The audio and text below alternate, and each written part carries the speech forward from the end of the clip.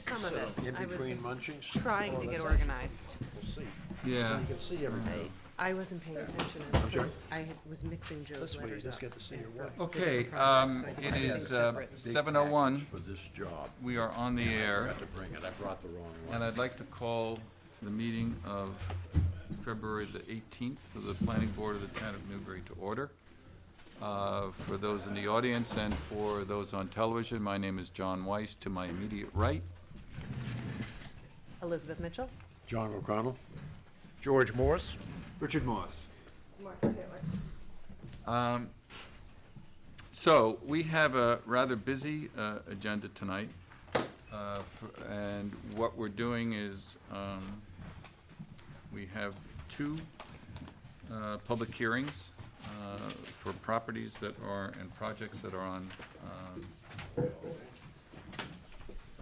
Route 1, very close to each other, and we've been reviewing them with engineers, et cetera. Those are time certains, and the first will be 76 Newburyport Turnpike at 7:15, and the second will be 23 and 31 Sled Road, which really is on Newburyport Turnpike, and that will be at 8:15, on the assumption that we get through the first one in a timely fashion. So with that, I think that what we will do is we have a number of issues that we will try to get through before 7:15, and in doing so, might have to backfill some things just to get them done. So the first in it is the meeting minutes from February the 4th, and for those who were here, I think it was the three of you. Yes. So I'd like, if you have read those minutes, would I have a motion to approve? Yeah, I got no issues. I'll move to approve. And I'll second. All those in favor? Aye. Okay. Now, liaison reports for the Board of Selectmen. Martha, do you have anything in addition? No, I don't think so. Okay. On MVPC, their meeting is on Thursday, tomorrow. And that's for those on television, that's the Merrimack Valley Planning Commission. And the town of Newbury is a member of that automatically, and then I am the town of Newbury's representative on it. They did have a meeting yesterday on their annual budget, and it has increased a bit, mainly because of all the grants that have come in from Sandy that they're administering. And so they are administering about $800,000 worth of Sandy money right now that comes from wildlife, et cetera. They also, excuse me. A month ago, the board made comments on their growth strategy plan, and Martha and I contributed and sent them to the person who's coordinating it for the commission. We recently got a comment back, and I thought it was rather thoughtful. I will forward them to all of you. I just got it really yesterday. Okay. But there are a couple of things that if we want to push on further, we can, but they're close to wrapping it up. And the main thing on the growth strategy plan is that they have selected certain parts of the region in areas like North Andover, Haverhill, Lawrence, and Newburyport as growth areas, and targeted them with both incentives that they would see the state pulling in, et cetera. So the information on Newbury, we updated relative to the target areas that they had in Newbury, which were primarily in the village centers and on Route 1, pretty much what we have had in our work to date. May I, one other update on MVPC? Were you done? Okay. MVPC has also been, excuse me, working to, finalize the update of the hazard mitigation plan. And so we had been kind of ahead of the curve before. Our section was done because we were trying to apply for some FEMA elevation grants. But now the whole time frame has shifted, so I was asked to review our section send them all our comments, which I did last week, so hopefully we're all set on Yeah, that. I did want to find, because I did ask Dennis at the meeting, would that product be available? And he thought it within the month, but then he thought there'd be substantial review of it, perhaps upwards of 6 months of review. Does that sound about what your Because I think participation it has has to been? go through MEMA and FEMA for review, and then come back, and then be Right. approved by the selectmen. Right. So, that's it, and again, we'll meet on Thursday night of this week, and then at the next meeting, I can report back further on Merrimack Valley. Concom, I know they met last night. Yeah, the sled road job, because of the nature of the terrain and the huge amount of snow, we just temporarily bagged the thought of a site visit. And we approved it, subject to minor modifications when we can see what we have. And we'll have a site visit then, and of course Doug will be on top of it during the construction phase. And I have been dealing with too many collapsed roofs, and I can't remember Mike, what did we do last night with your job? I know we didn't have any serious problems, but did we vote to approve it? Yes. You're good then, okay. So we have also approved this one. Okay. I just don't remember voting. I remember you were here. Do we have records of that vote and what the conditions may have been? They'll be putting that together in the order of conditions, and when that's ready, I'll get copies of And it. the timing of that is, I think they have, 21 days Yeah, to... but usually Susan gets it out within 10 days or Right, so. right. So I'd say before the next meeting, we'll Good. probably, you might even be able to get it in draft form, Right, I don't know. I mean, I've got my notes, but that might not cover everything Yeah. that gets into the conditions. They have some boilerplate conditions and then some special ones. The biggest issue potentially is, does Doug, or does he not agree with their wetlands delineation? And of course, at On this Sled point- Road. On Sled Road, we got no, nothing on 76, we didn't really have any issues on this project. right? I think we're all happy with it, I'm happy. Okay, But I think for the Sled Road one, also, they did it sort of conditioned on whatever response came back from our review engineer, Right. which we just got. which we just got this Okay. morning, because he just saw it yesterday. Okay, okay. So that's good to hear. That's good, that's good. And ZBA, we do not have anybody back from that because we don't have a rep there right now. Right, and the next ZBA hearing is going to be on March 5th. And so far, we've gotten one notice for that, which will be the Plum Island Grill. All right. But we are working on, and we'll discuss later in the evening, and maybe we can get to it right now, since we have 7 or 8 minutes. We have some proposed zoning amendments that we want to bring forward to annual town meeting. And the most important one, is the issue of accessory apartments, and then as a part of that is also redefining some definitions as it relates to Plum Island in terms of heights and some other issues. That was discussed at 2 weeks ago's meeting, so I'm wondering if we want to bring that up for discussion right now, and with the idea that if we don't get through it, we'll cut it off at time just to go forward, but do you want to bring up something on that, Richard?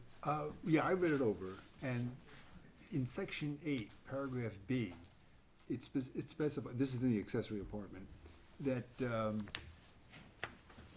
the applicant or the person applying for the permit has to send a notarized letter to the building inspector. Now, maybe I missed this, and I'm really asking this of Martha.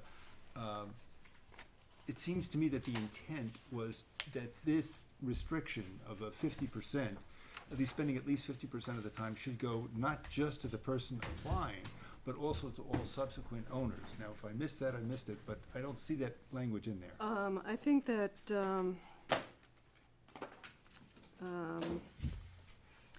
in D, and does anybody need a copy of it? I've got Yeah, let me take Are copies. you you're in the accessory apartments, not in the definitions, am I right? Correct. Right, he's Okay. in on the very last page, 8, and paragraph D addresses that when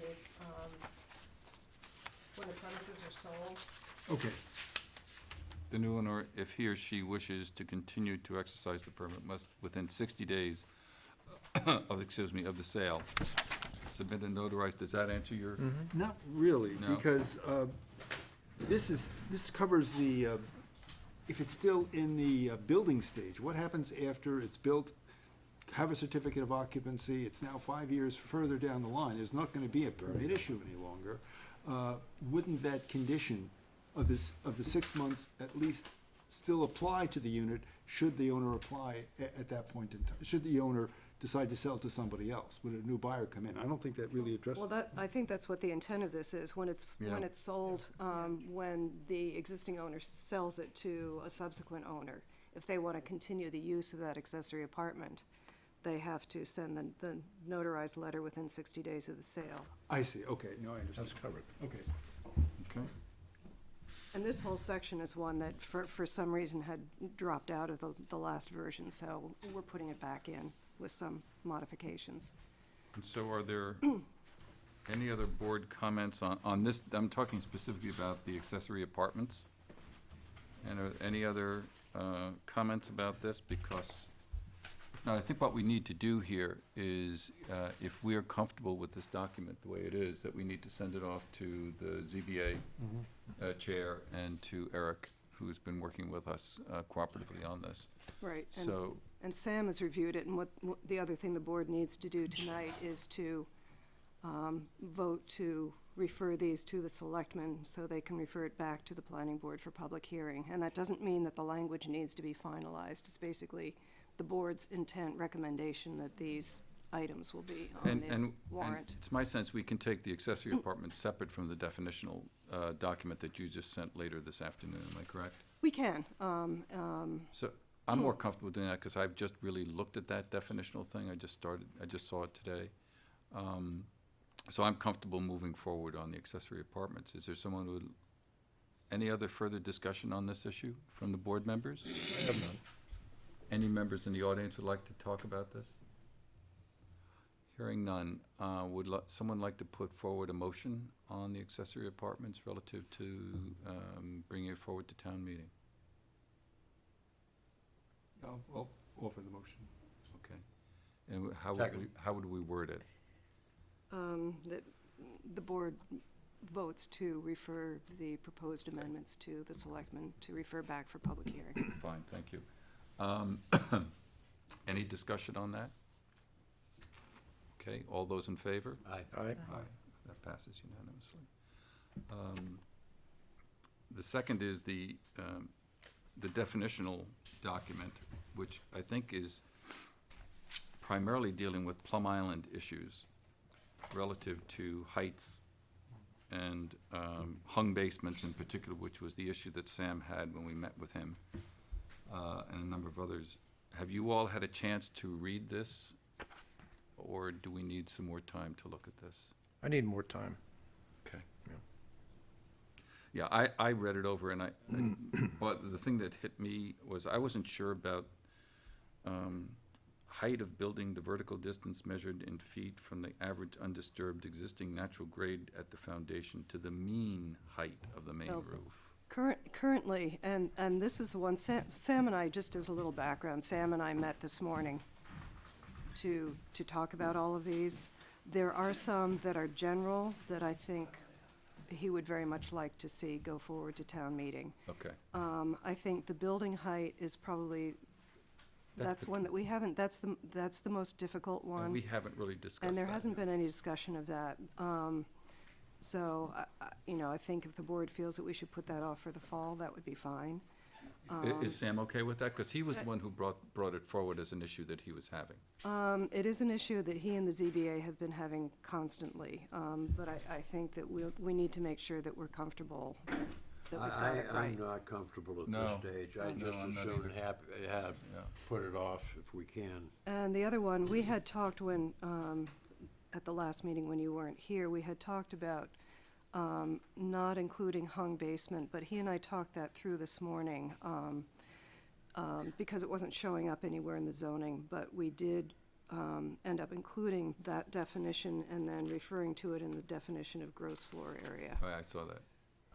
The other, and some of the other ones don't really pertain to Plum Island. They're ones that are causing him issues.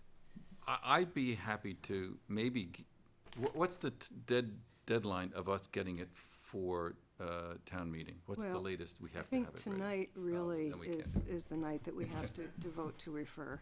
Okay. Well, I think we can't get it ready. We'll pass on that. We'll pass on it, right? We just don't have the comfort. Is that okay with you Okay, then? with all of the definitions, or? Well, I like, just, I don't know, well, I'll tell you what, let's defer the discussion of that. till afterwards. It's 7:15, invite our colleagues up to join us, and we will reopen Should move the over public there. hearing. Yeah, okay. I'll take that. It's scooshed down.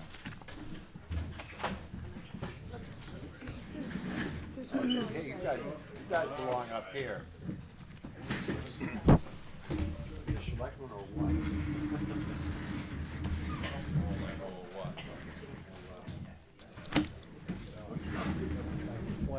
How you doing?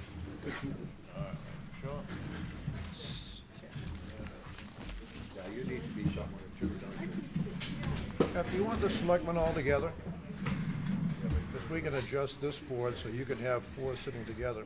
Come here. We're okay, right, John? Yeah, we're good. You guys are all set up. I think. Yeah.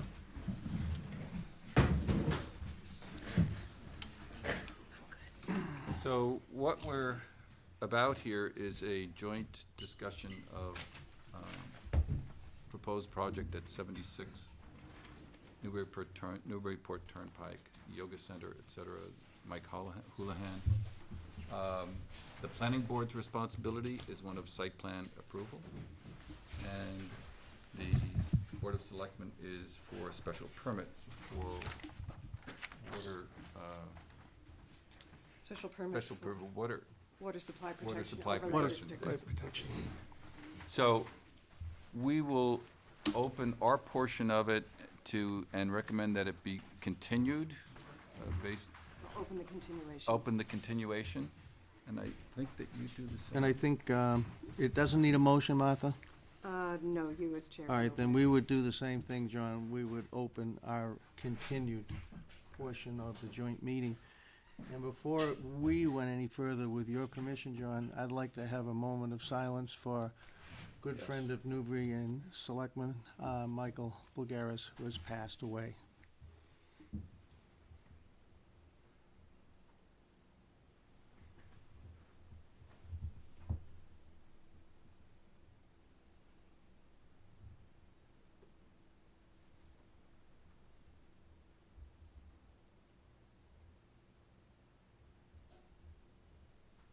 Thank you, everyone.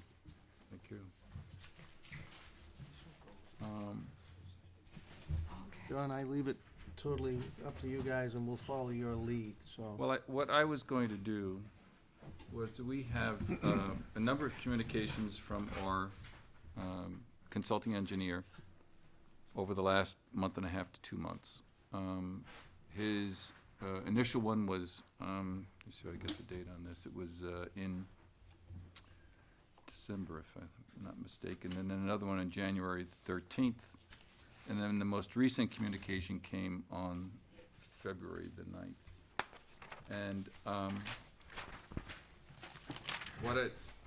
the last one that came on the 9th is a, very positive one, in that it basically says that all the issues have been resolved.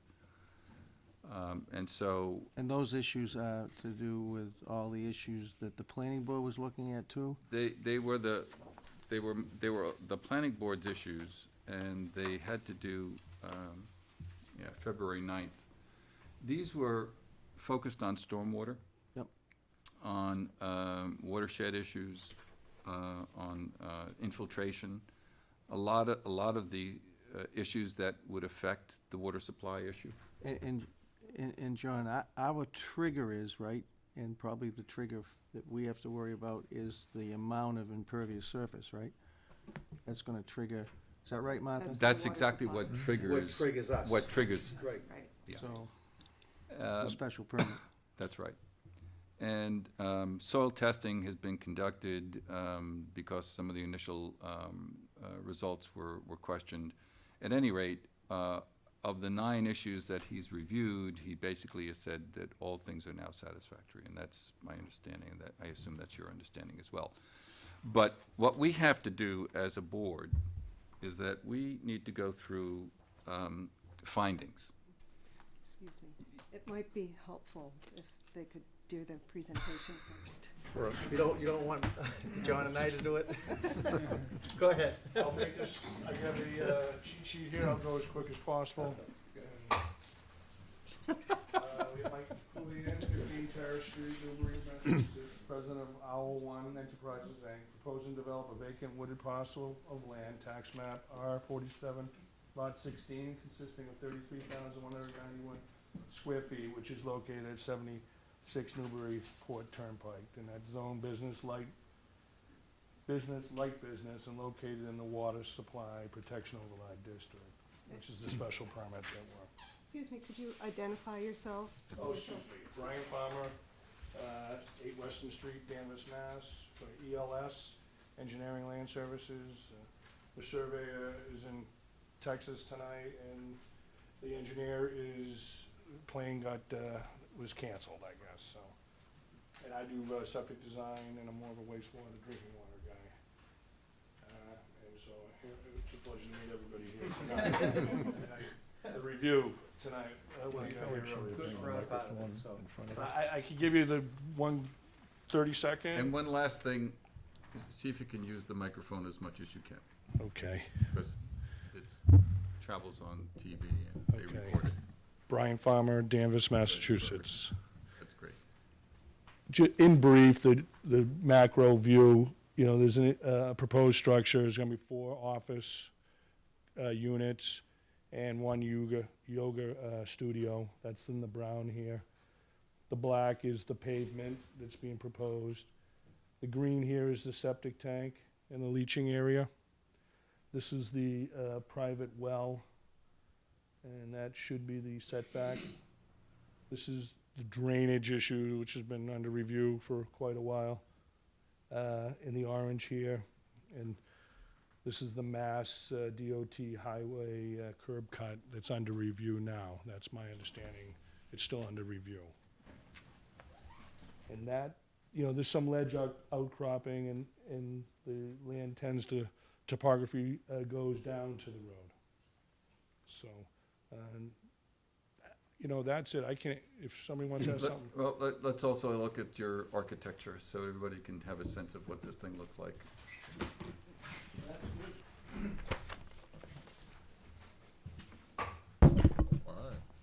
Thank you.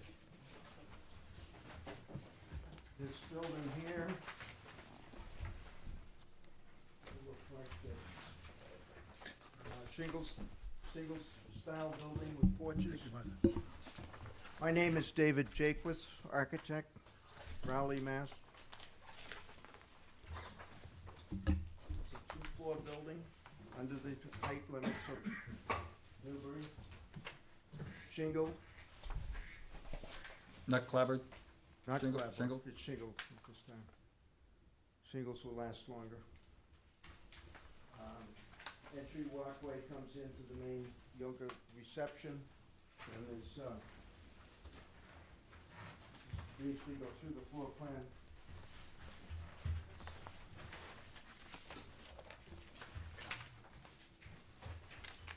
Entry porch, you come into an entry, waiting area, handicap toilets, office, yoga studio. 2 other offices that are not, they will be uses that are similar to the yoga uses, but they are not leased at this time. Upstairs is upper part of those offices, a larger yoga studio, and a couple meditation rooms. As you realize, it's a very quiet use.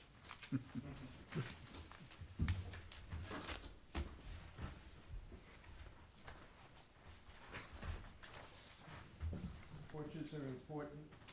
It's sort of a sequence. There'll be some perennial gardens around these porches leading into the entry. Very colonial in style, or shingled style. And it sits up probably 11, 12 feet off Route 1. should be somewhat visible from the street, but it'll be a curious view because it will not look like anything that's on the street at present. It'll look like a house. Somewhat like a big house, yeah. Yeah. We're And hoping, the view that you get, if I'm going south on Route 1, the view I get is of that, you will get that that view. corner Right. and this right. smaller piece building up to a bigger piece. And And you're gonna clear the entire site, am I right? we're clearing the top of the site down That's by what I Route meant. 1. That's Is scrub grow some rum cherry trees, more poison ivy than you want to know about. The poison ivy will be cleared out, and some thinning of the trees, but we're leaving it wild down there. There's some Oh, you are. ledge, So there's some junipers and stuff like that, you're gonna leave them? wherever we Alright. don't have to disturb them for the parking and roadway Good. leading up. Good, good. We are planting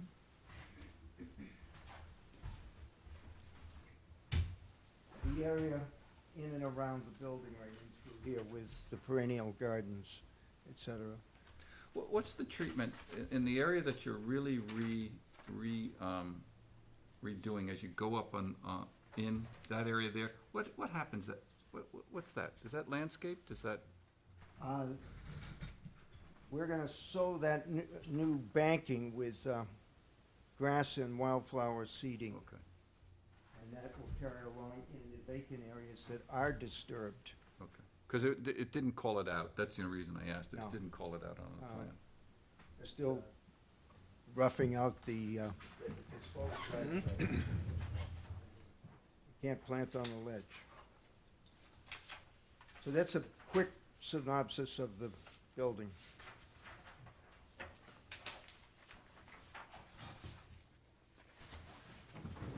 More a description of how the stormwater system works or anything like that? And there Oh. are packets that have all the elevations and floor plans. Well, yeah, the extent to which you can answer the stormwater issues and how they've been resolved in as quick a fashion as you can. I mean, our engineer is saying they have been resolved, but if you have been up to snuff on this, I know the primary guys aren't here, but if you could do that, that would be helpful. I do have the report. I started reading Yeah. before the meeting, got halfway through. The only thing I can attest to, they had the runoff is gonna be it appears to me by the math, as the report said, a substantial decrease in the amount of runoff coming from the property now, the pre and post runoff. But this orange area, Right. that's the engineered area. The roof drain pickup here, you get some manholes, and, you know, the tendency is for all the water coming down here. This is the wetlands delineated area, so, I can speak to it a little bit. Okay.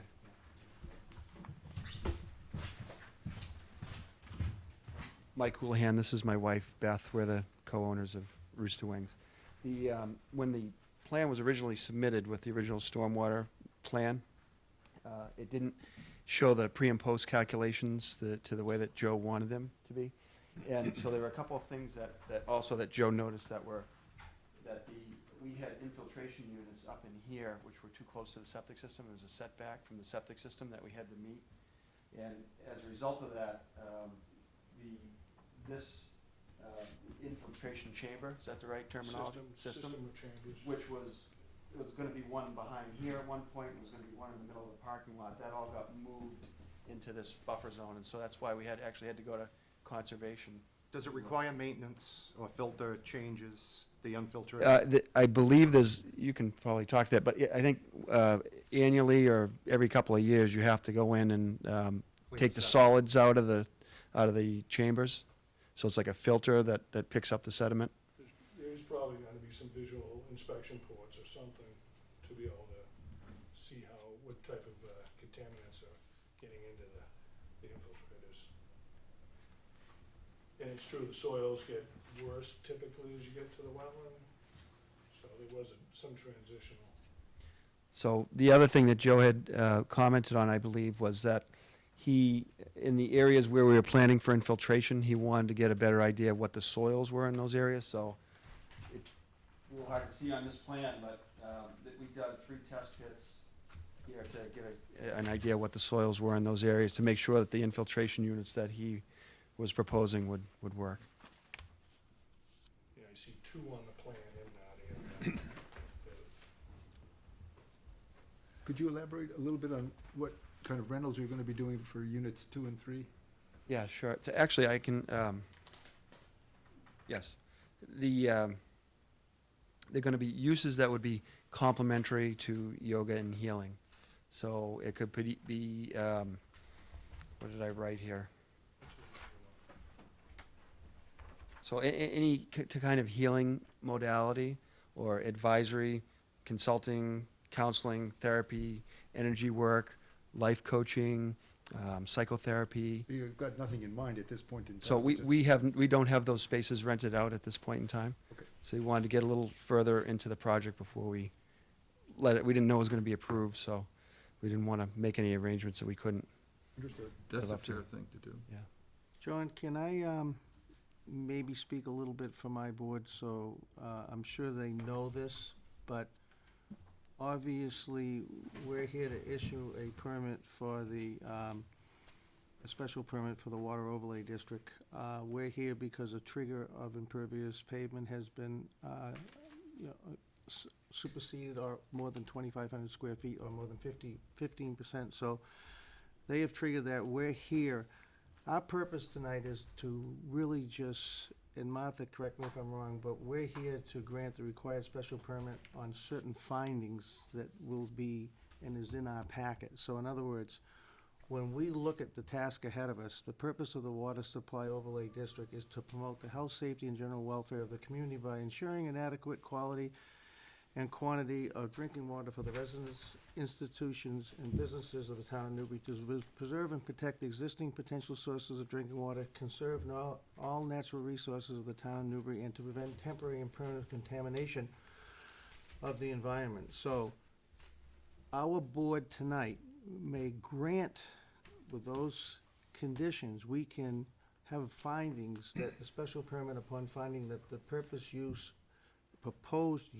will in no way during construction or thereafter adversely affect the existing or potential quantity or quality of water that is available in the Water Supply Protection District, and it be designed to avoid substantial disturbance of the soils, topography, drainage, vegetation, and other water-related natural characteristics of the site to be developed. Now, granted, this is zoned for this use.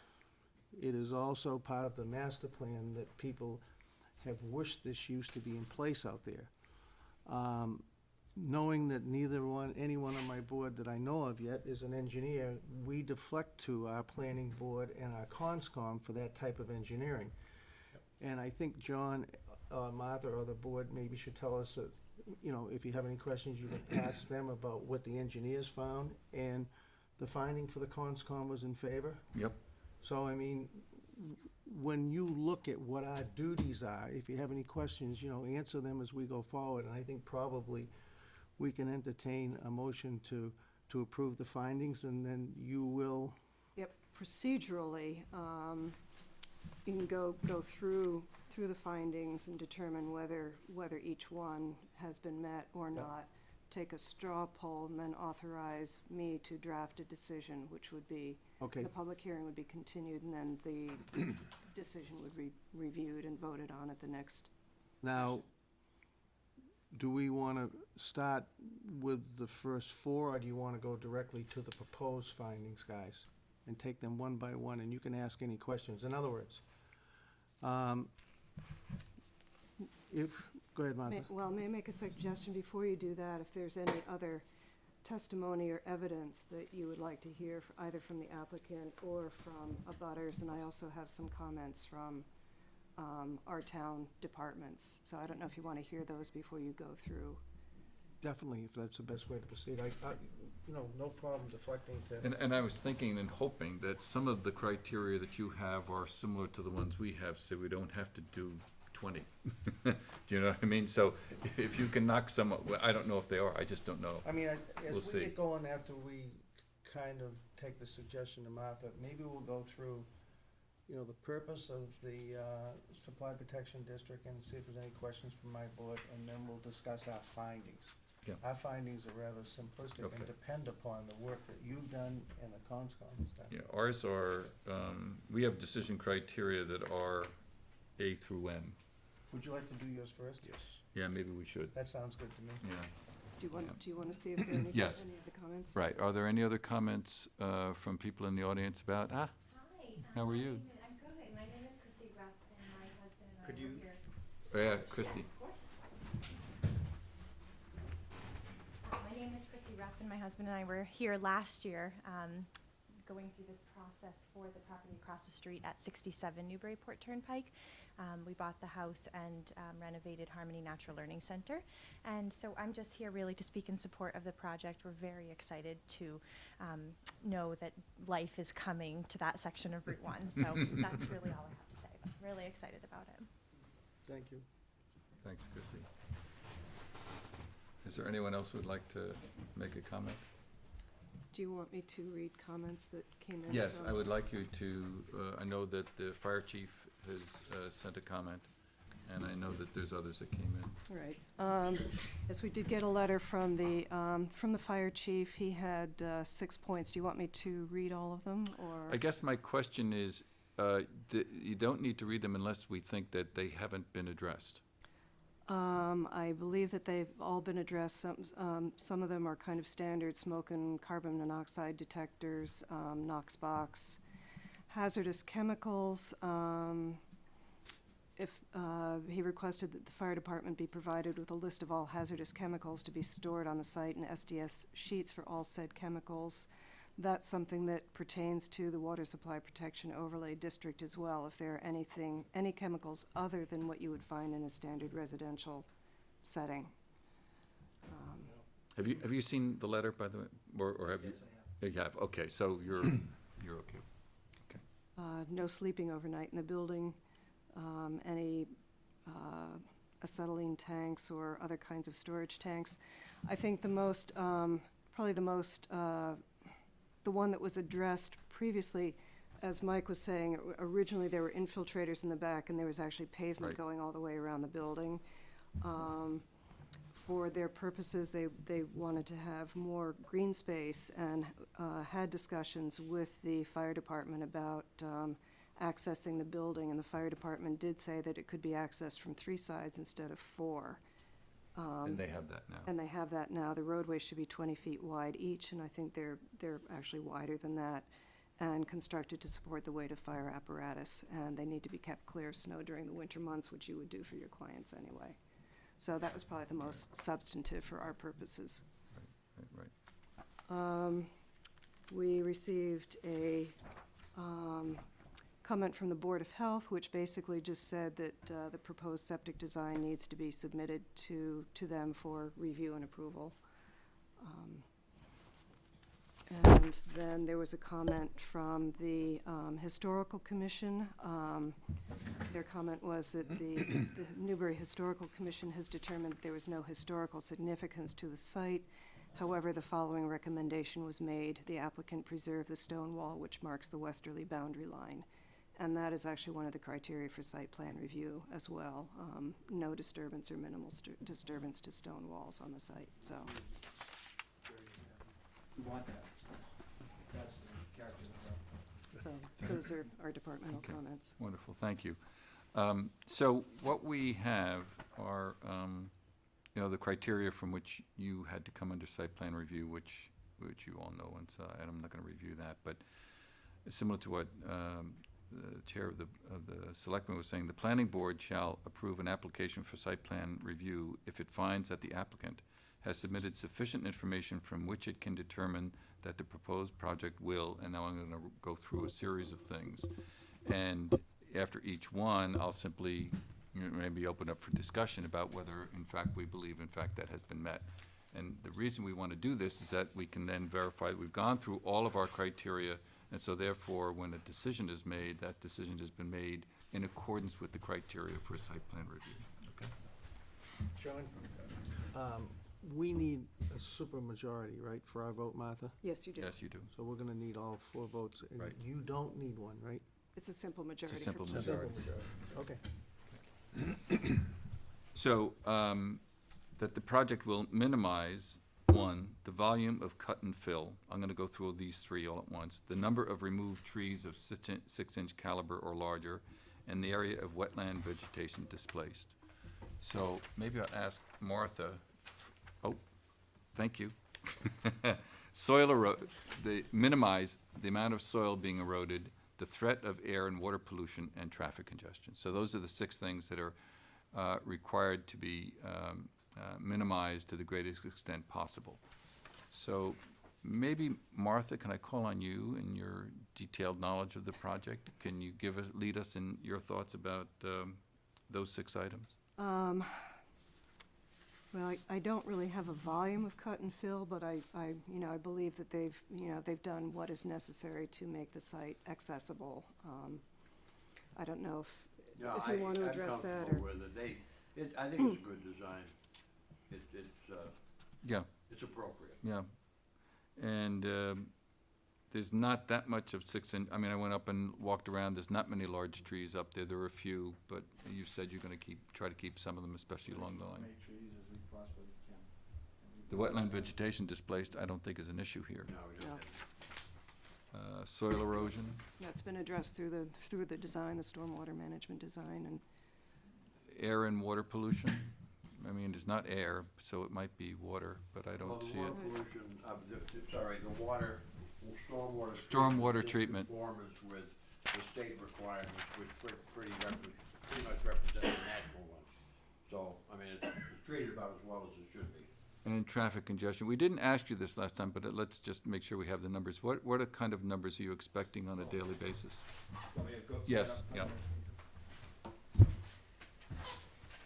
So for those of you who don't know, we offer yoga, meditation, and complementary programs to adults and children, 7 days a week.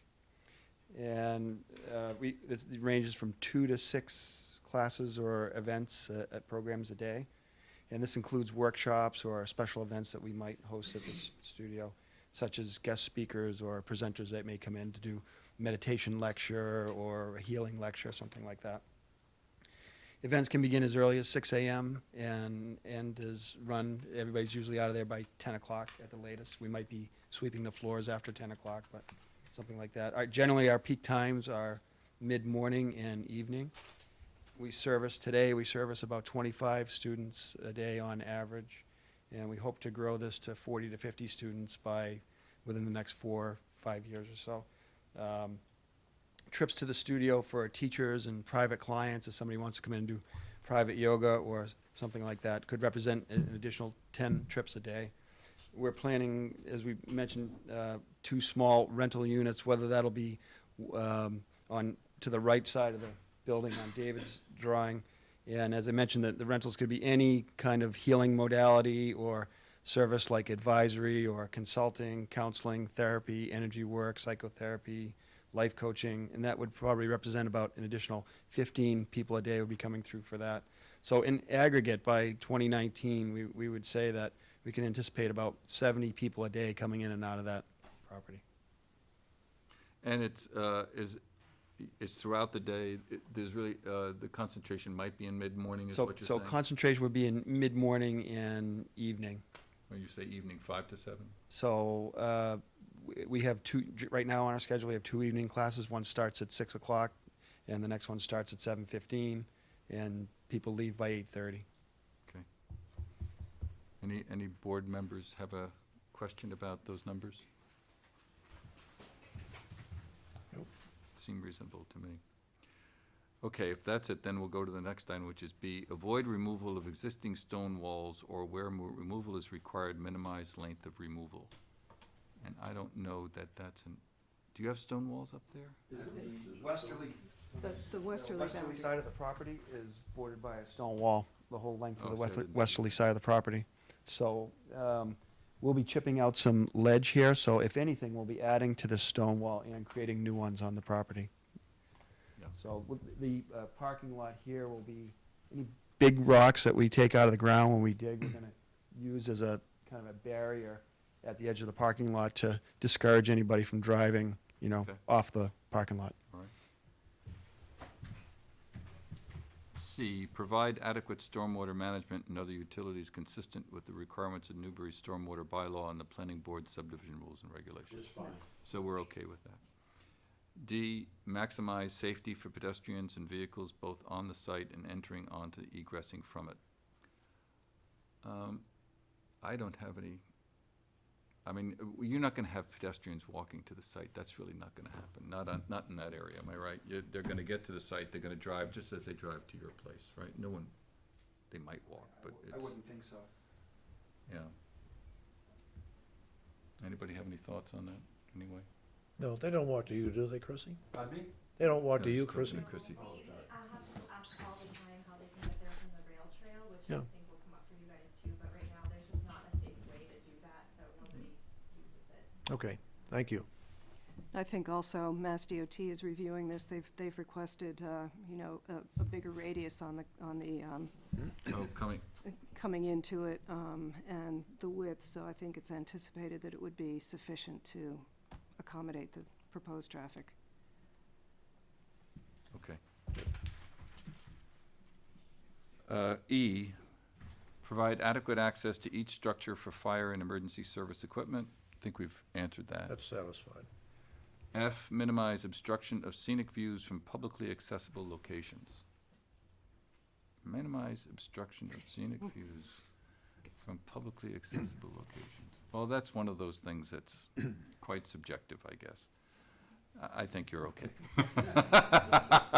Creating a scenic view. You're creating a scenic view. We can see the water tower. Yeah. Okay.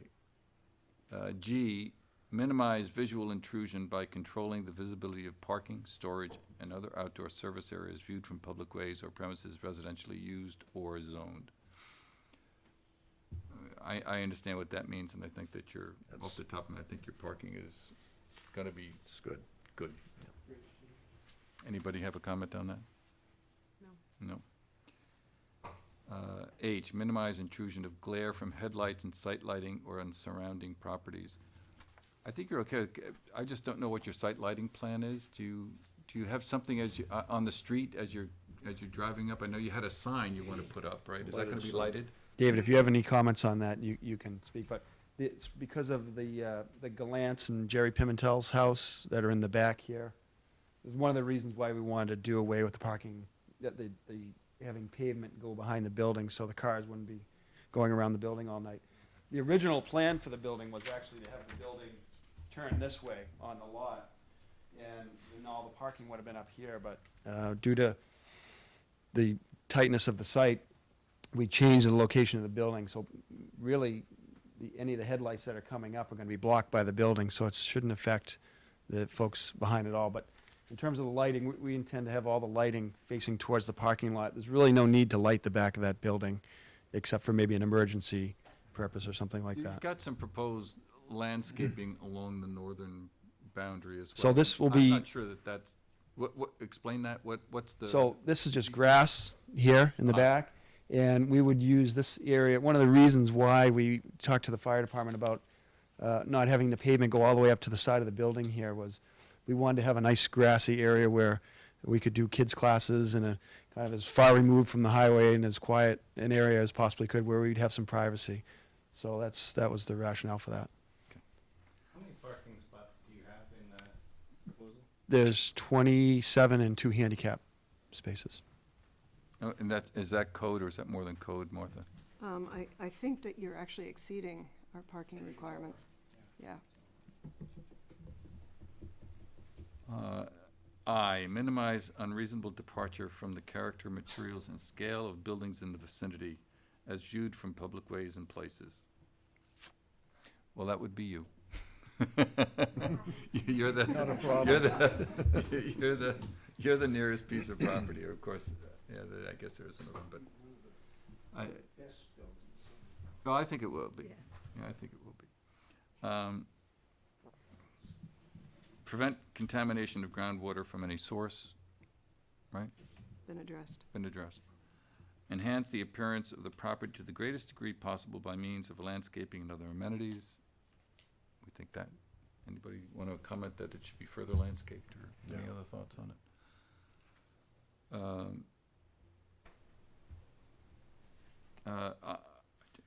L, minimize impacts of the use on adjacent properties through regulation of hours of operation, deliveries, noise, rubbish removal, and on-site storage. So we didn't ask you for an O&M plan or anything like that, but what are your hours of operation exactly? Our hours of operation would be from, what did we say, 6 in the morning to 10 at night.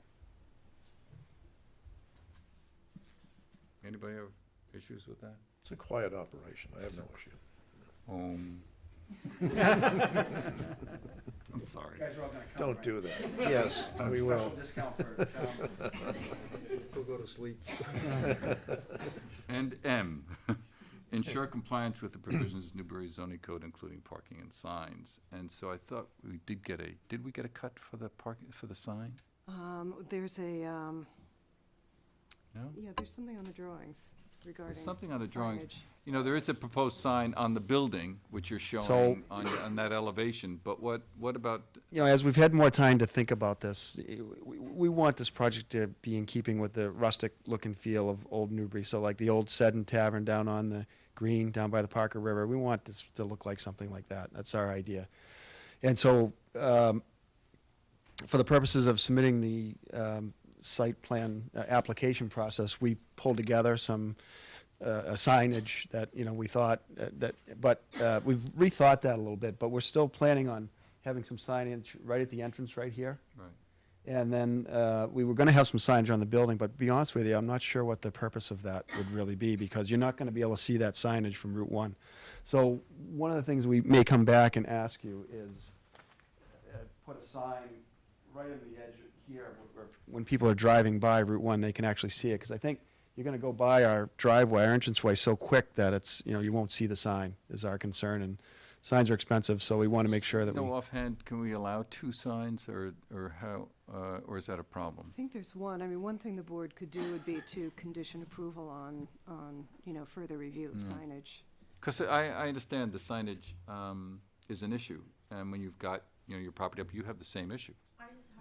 It's hard to see your sign.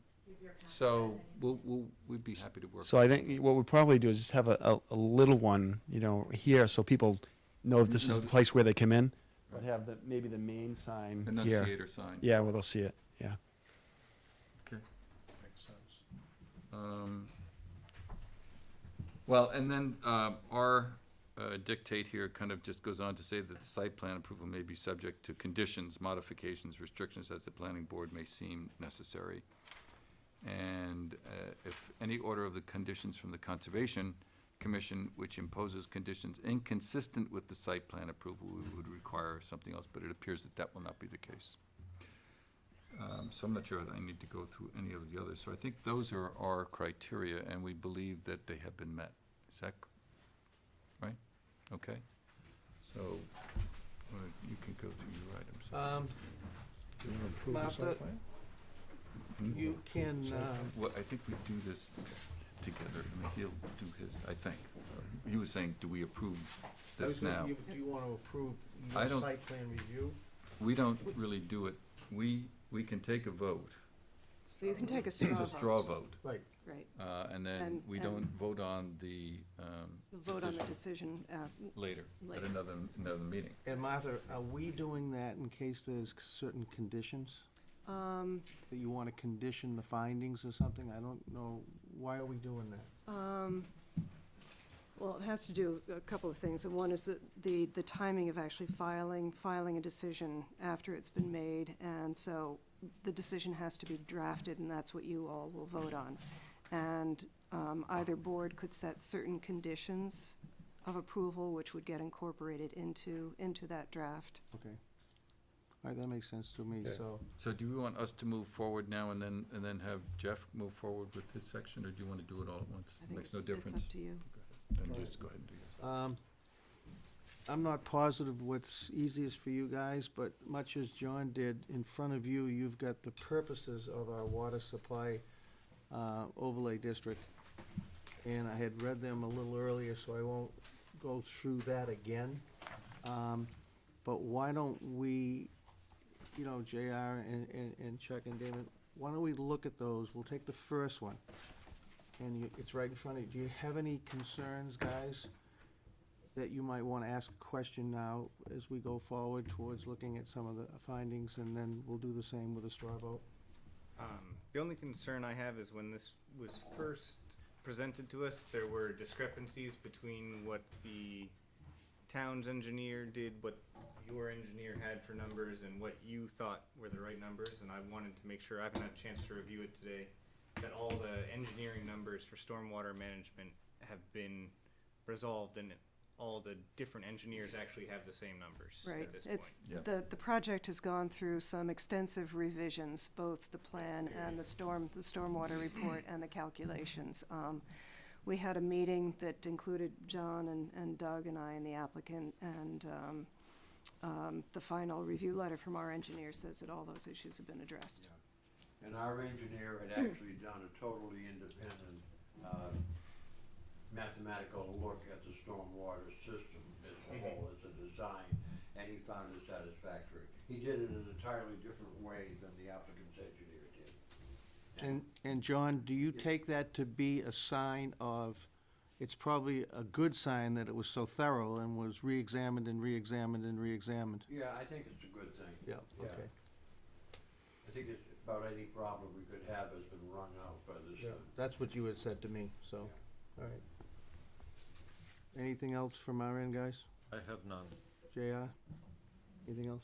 No, I just wanted to make sure all the numbers were lining up. I feel very comfortable with the project and the proposal. Yep. All right, so I think we're ready to Okay. do what we have to do along with you. So then we'll ask the planning board to vote and, A straw and direct, vote. and, Straw and, vote. right, and then direct, what's a straw vote? It's got a- Not a real vote? You don't, It's- you don't, it's a se- you don't have, raise your hand? Martha, do you feel the pressure that we're all looking at you? I mean, what's a straw vote? Yeah, basically a sense of the board. I mean, the Right. decision can be written either way, as a denial or an approval. I understand, but, John, I don't know if this is the right time, but in fairness, we had granted the Sled Road applicant relief on the 4 inches of asphalt mix, and I think it might be fair to offer these guys the same. oh, I didn't know, yeah, was that an issue with you guys? Money is always an issue, Yeah. So if you can go from 4 inches to 3 inches, you can do it. Yeah, it's not. a But it's huge not in your amount of plan, money, so you but could- it's all you money. c- I you hate to can- see money wasted, even if it isn't mine. Especially if it's mine. So you can put that into the decision. So then I'd ask for a vote from the planning board to vote in favor of the project at 76 Newburyport Turnpike and to direct the town planner to write working with the town Yeah, attorney, Yes, we'll review it with town council, and town again, it's not, council, to develop a decision that we can then vote on at our next meeting. okay. But it's not at this point, it's not a motion to It's a straw approve the vote. decision, it's just It's a what? a straw vote. Indication of intent. What is the indication and pleasure of the board? So you could, individually, you could go. Would you like to start? I vote in favor. I would too. I would too. I would too. Me too. Okay, so we, in a very Informal. informal Wizard of Oz way, straw, vote that we think it's a good idea. Okay, and then according to that, you would authorize me to draft a decision. And according to that, that's right. And according to that, we're authorizing you, do we have to want to vote on that? Somebody has to make a motion. and- All right, you need to make a motion. So I moved. move that we authorize Martha to author a decision upon which we could vote, Okay. approving the project. Have a second? Second. Any comment on that? All those in favor? Aye. Aye. And are there any conditions that you all would like to include in that decision? Any Well- special conditions above and beyond the usual? You know, I don't, anybody want any other conditions? Other than relief for the asphalt. Relief for the asphalt? Is- No. We'll have to try yoga at least one time. John, Doug is clear on this, right? Doug, yeah. Okay. Yeah, yeah, yeah. No, I think we're okay, except for the three, we'll go from 4 to 3, up them out. Right, do you want to take a vote on that? Hmm. No, just as a condition of, I think okay. it's fine. You don't need to do that. We can vote on it in the decision. Yeah, you can, that's right. Okay, I'll make a motion to authorize Martha to draft a decision for the Board of Selectmen so that we can do the same thing you guys are doing at the next meeting. Second the motion. In a very clear fashion, but one other question, Martha, since you're on the hot seat. John and his board were dealing with the site plan review and other issues to do with the plan. Are we actually, the motion that Damon just made, does that, or should that exist at all around the findings that we have? It would be good for you to actually, Include those findings? to include those findings and to, you know, get a sense of your board of whether you're all in agreement with those Do me a favor, will you make findings. that motion including those findings? Here, right, you got them? Right there, it's good. There's one there, right on the next page. All right, I amend my motion to authorize our town planner to draft a decision including the, That the the proposed special project, permit proposal will in no way during construction or thereafter adversely affect the existing or potential quality of or quantity of water that is available to the water supply protection district, and be designed to avoid substantial disturbance of the soils, topography, drainage, vegetation, and other water-related natural characteristics of the site to be developed. Do we have a second? Second. Any more discussion? Now, we're gonna take a vote from each one of us. JR? I approve. Yes. Jeff? I approve. Damon? I approve. Good. I'd now like For to, the straw vote. for the straw For the vote. straw vote, right. We'll approve the decision later, and I'd like to make a motion to continue the public hearing to another date when we can hopefully have these draft decisions in front of us to And vote on. we have a proposed date, so why don't we, Martha, give Damon the proposed date, if I understand that, it's our next selectmen's meeting, I think? If that works for everybody, that would be, And is that the which is the 24th, February? 24th, it's February next 24th, so Tuesday. make that, right, you have to on choose, February 24th at 7:15, 7:30. sounds good. but That's our Does- We'll work it out. right? It's gotta be 7:30, there's a 7:15, with, Okay. What's 7:30. the 7:15? John, February 24th is going to be tough for us. Is it Borrego? Is it tough for you? no, Oh, no, not no, Borrego, okay. it's, You only need a simple You just majority. need 3 of you. National Grid. National Grid, Grid's thank you. coming And that's Okay, been, that's good. been advertised Yes, already, right? seven- The Right, potential okay. problem, there's a Potentially. meeting over So- there. Well, Hold on, guys, let the planner. so we have discuss. 2 that may not make it, but we only need 3 for the decision. We have 2 people that may not make it, but we have 3 that will be Right, all you here. need is a simple majority. So if we have 3, you'll be here, John? John, can you be here? You'll I'll be here. We can do it, so we can do it. And I might be able to, but I'm not Another sure. public hearing. Okay, Okay, okay. good, And so 7:30? 7:30. okay. On the 24th. And that's okay with your board? Yes. Do we need a second? Yep. All those in favor? Oh, who seconded it? Chuck. Okay, That was me. okay. So, what I will do is draft the 2 decisions and get those out to you for review ahead of time, so that action can be taken on Tuesday. All right. Yes. And that's that. All right. And I guess, actually, the planning board needs to do the same, take the same vote to continue. Right, so, I can put that forward that we want to continue this hearing until, what is it, February 24th at 7:30. Martha, we need to do the same? We just did. You just Oh, yeah, did. in that, okay, that's Yeah. all we need. And Good. I need a second. Second. and those in favor? Aye. Okay.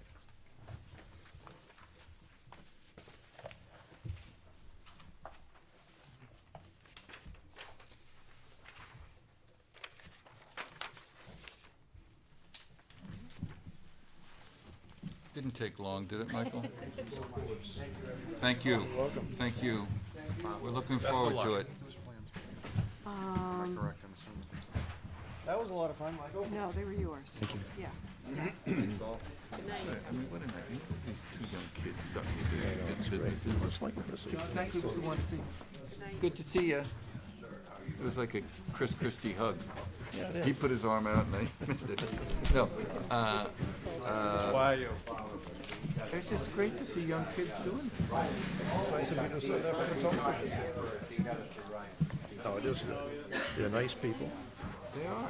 They'll do nice work. Yeah, they are nice people. They are nice people. You're back. On the 24th, there's a meeting at Colwell Farm, a board meeting or something like that. If it's in the morning, it's not gonna be a problem, which is when it's scheduled, but they're trying to get it changed to the evening. If it goes to the evening, then that is gonna be a direct conflict, but it doesn't sound like it's gonna be. Should not be a problem for us. No, I think we're okay because it's a pro forma vote. Yeah, okay.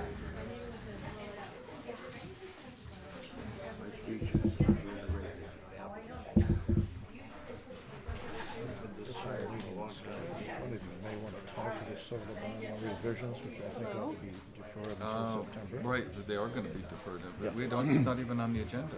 Yeah, well, it is, sort of. Where is it? Solar bylaw revisions question. I thought I would just defer them. okay. I did. You can ask the board when it comes time. All right. Okay, let's get on with the agenda. We have 10 minutes. about 10 minutes before we can start you officially. So we want to have a continuation of the definition revisions, or is that just too much for everybody to do right now? What do you think? Let's do the solar. Solar bylaw revisions. George Morris has chatted with some folks about doing some adjustments to the solar bylaw. I don't know that we have time to do it for, well, I know we don't have time to do it for the spring. And why don't you just explain to us what it is that you were thinking about? One of the things initially that was to put in a provision for a peer review with a number of dollars as determined by the planning board to cover engineering fees and compliance fees. That was one item.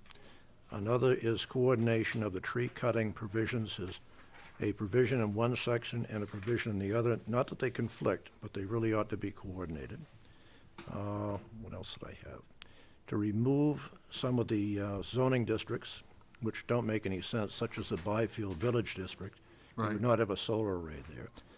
Same with the So Pocket Byfield River. Village and Upper Green are now in, you can. Everything is in here right now, so that would call for a change of the use tables Mm-hmm. concurrently, and I think those pretty much cover the initial ones. We talked about revising the setback and sideline setback, and we have to discuss that further. Right, I think so. Now, Richard, didn't you attend something at MAPC on I did, solar? yes, yeah. Was that beneficial, and did we learn something It from was, that? I mean, I learned something from it. Unfortunately, as I mentioned, one of the principal speakers was ill, and so we did suffer from that. I also found out that there's quite a bit of activity in Massachusetts in general about solar farms and. Oh, it's so- unbelievable. Yeah. The one thing that I had circulated around was the possibility of trying to establish, and John and I spoke with this briefly, of establishing a PVOD, in other words, a photovoltaic overlay district, where people could come in. Once that overlay district was established, then they would not need to get a special permit. They could simply go for a direct building permit, if it can be established. There's some question in my mind whether it can, but if it could be, it would certainly make the development of solar farm a lot easier. Do we have any history, does anyone know, other towns, have they used a PVOD? I think Amesbury has, Really? yeah. Because they're one of the ones that really have a major one that's under construction, was built. Salisbury has one that Salisbury was, that's yeah, built. I'm not sure about, Well, yeah, Ambry has one beside 495, yeah, I'm not sure, I can't remember where those are.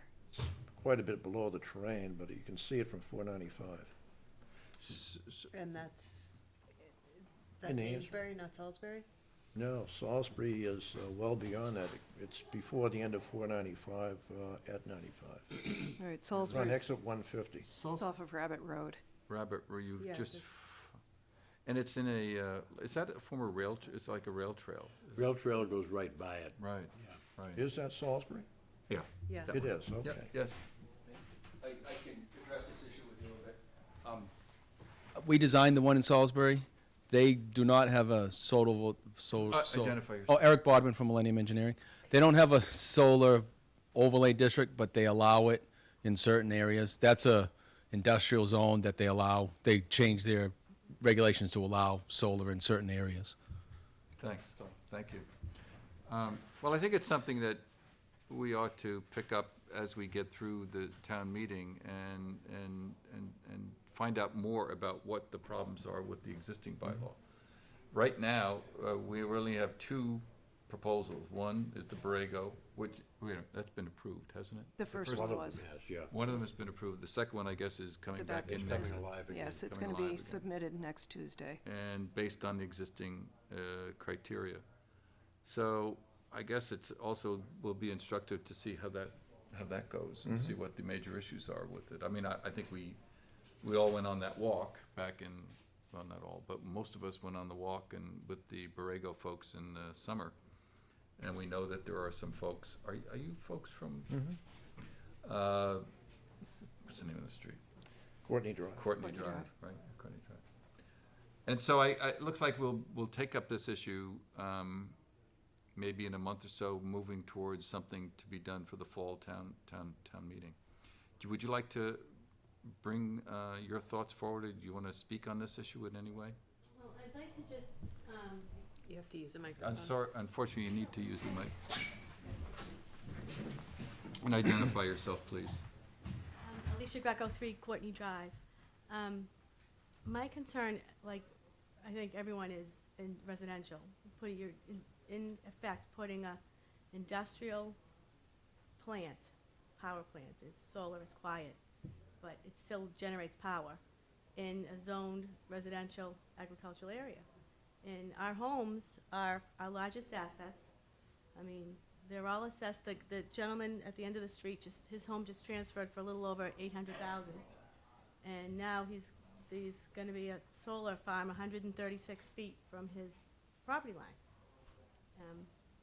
It's gonna have an effect on his value. And people put their full faith in trust in zoning, that when they say 20 years ago, you're buying in a residential agricultural area, that's what it's going to be. And when it's changed, it's not gonna put Newbury in a very good light. I think the whole purpose of zoning is to have people expect, I mean, there is zoning board of appeals, I understand there's other things, but this is significantly different. It's not like it's, and it's a green field.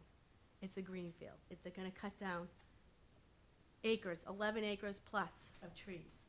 And trees have a significant impact on removing CO2 from the air. And to take that away, it's gonna negate any greenness that you see, never mind the detriment to our property values. So in Borrego's most recent iteration of the plan, have they met with residents of your street at all? The past time they did, yes, but they haven't even submitted yet. I have no So you- idea what the So plan you is. don't know what the plan is? None. I Okay. won't know until the application. And it's due next week? They're gonna submit it next Tuesday. Well, I think it's all gonna be instructive for all of us, and to see what it is, and to hear people like yourself and others and see what we should be doing, if anything, about the bylaw. It was interesting is what I've learned about this is, I've looked throughout the Commonwealth at other areas, not only within Mass, but outside of Mass, to see what other towns and other cities are doing. And you can find it out in the West Coast, in California, or in Arizona, they have these types of issues. But in New England, there really isn't anything like this, where they've put a 2+ megawatt, huge 6+ megawatt acreage abutting residential homes. They are in Salisbury, like he said, but that's zoned industrial. It's not zoned residential. So there's nothing to really compare it to. Recently in Norton, Mass, Wheaton College was attempting to put solar arrays in residential, and their planning board voted it down. The planning board is the special permit granting authority. I personally believe that the special permit granting authority should sit with the planning board for this type of an event in Newbury as well. I don't think, I think you guys are better equipped at understanding zoning and understanding all those things that go along with making a major decision like that, rather than because the selectmen have to take their hat off as a selectman, and they can't think about any financial impact to the town. They can't think of, they have to only act as what the bylaw says, and act as the special permit granting authority. And I think that's difficult when you're a selectman, because you know so much more, and it's a difficult job. And I think the planning board has, I mean, Newbury has a master plan. You guys see this stuff, there's roots and wings, you see it a lot more than they do. That's just my own personal opinion. But that's how we feel. I don't know if All my right. neighbor can speak Do the you same way. want to add anything? We're going a little bit over, but if you want to add something, we'd be happy to. Well, I hear you. just feel the same way that Alicia does. I'm Jean McCarthy, I'm at 5 Courtney Drive. And I just feel like, you know, this is a residential area, and basically what Alicia has been saying all along. It also, I don't really see the amount of money that you're going to be making as a town to really be beneficial in comparison to what we're gonna lose in value of our homes as taxpayers. And I think that needs to be really addressed. The money that the town's gonna make over the 20-year span versus the value of our homes, our property tax, are we gonna get an abatement? You know, there's lots of questions that as homeowners, we're gonna be asking. We're gonna be asking the town, what are you gonna do for us? You're changing our landscape. Mm-hmm. It's very important. Okay. And the property values, you know, we pay good taxes. We've been on that street for 18 years, and things are gonna change. We've seen other towns, we've investigated, we've done a lot of work on our end to see that. I can't find it anyplace, and that's the part of the issue. Is Can't find. I can't find where they've placed the big giant solar farms in the zoned residential area. Strictly residential or residential agricultural I've called land. I've called the assessors, and Massachusetts has, they don't have a Massachusetts Board of Assessors, but they have a listserv that deals with assessors in the state, in the side of Worcester, I believe. And I contacted them, and I've talked to the assessor here, the Board of Assessors, I've talked to the town administrator here. There's nothing that you can say, well, look, this worked here. I mean, this There's no is comparison, but also no comparison. I've talked to the director of the Mass Solar Department, and they strongly are pulling away from this Yeah. idea of DO putting it in green fields and putting it in residential area. They're not in favor of this anymore. They've seen what has happened in the past, and they're pulling DOR, strongly she's away talking from about it. the They want DOR. brownfields, they want Okay. They want dumping rooftops. sites, rooftops, back of schools. They don't wanna have it in a residential area. It's not that solar's bad. Solar only works with credits, the state, the SRECs, and the federal credits. Once you take all that away, you guys know all this. But they belong on top of rooftops, on buildings, brownfields, already disturbed land. To take a green field and cut it down to put up solar, I personally think it's simple. Thank you. Thanks for your thoughts. And it'll be played out, obviously, very quickly. And, so, Bill, Yes. you ready? Or Eric? We Discuss on the microphone. Why don't we, for the record, do it right this time and have them make a presentation? Okay, first we have to open the continuation. And of so we're the gonna open the continuation of the meeting that we held a month ago. All right, for the record, I'm Eric Bodeman with Millennium Engineering, Okay. and with me is Bill D. Francisco. I just put up on the easel the plan I had last time, which is just kind of highlighting the project, 8 buildings, you know, with the park, the pavement and the wetlands, constructed wetlands and whatnot. I'm gonna take that down for a minute. Since the last meeting, I believe that we have worked out all our issues with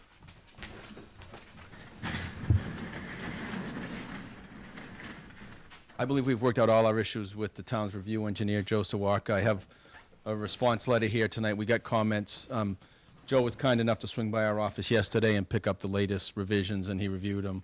And he had some comments, and we have responses to those comments. So I'd like to pass those out. Okay, and so these would be things we don't have yet? Am I right? You don't have our... These are your response to Joe's Yes. comments? You definitely don't have our responses. 'Cause we That's just- his letter of the 18th. Yes. You have responded to Yes. it. Yes. Okay, Yes. all right. So, well, I guess while you're passing that, what I have on the easel now is something that actually was a good idea. Martha requested we do this, and we did it for the Concom last night. They approved the project last night, but because of the snow, obviously, doing a site walk is not exactly. So what we did was we took the site and highlighted some of the major features of it and overlaid it over an aerial photo. And little did I know when we did this that the aerial photo was actually fairly recent. It was probably last fall. Do they have, is there one to? Yes. I've got one here. You know, you might do better. Well, I guess, no, the TV would pick that up. That's good.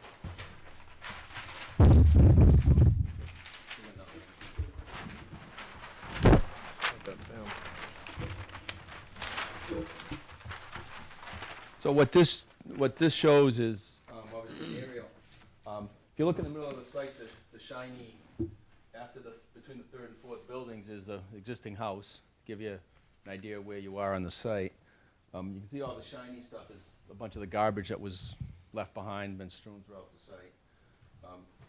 The 2 dashed lines here are based on comments from the Concom, and I think we had discussion with you guys at the last meeting too about how was the site going to be staged and whatnot. This first line is the line where Bill's going to build the first 3 buildings first. We're going to clear back to just behind the 5th building, build these 3 buildings, and use this area for a lay-down yard storage area, if you will, for material that he brings on site to grade the back. So we're going to clear, you know, a little bit more than half the site. At first, we're not going to clear cut the site. Obviously, which was an issue that the Concom had, and I know we talked about it also. So as far as So let me just understand, because that was one of the major issues. So you'll clear what, in the first phase, which is only the 3, yes, or is it the 5? the first phase for construction of the buildings is the first 3. 3. But the phasing line is back here for clearing. Clearing. And so what he's gonna do is clear Good, and that's- stump that's this, and then, this back area here, this area here, he'll be able to use for lay down if he gets some extra fill for the back. And what it does is this area here drains to this first constructed wetland, so that would have to be built. And then when he started doing phase 2, he'd have to build this second, when he brought the fill in for that, have to build the second constructed So wetland. phase 2 would still be 1, 2, 3, 4, 5 Yes. buildings. Yes. Phase 2 may only be 3 Oh. buildings. I was just gonna say that. Yeah, we're gonna base it on the need and how quickly phase 1 leases up. Okay. I think that's fair. Yeah. I think that's, okay.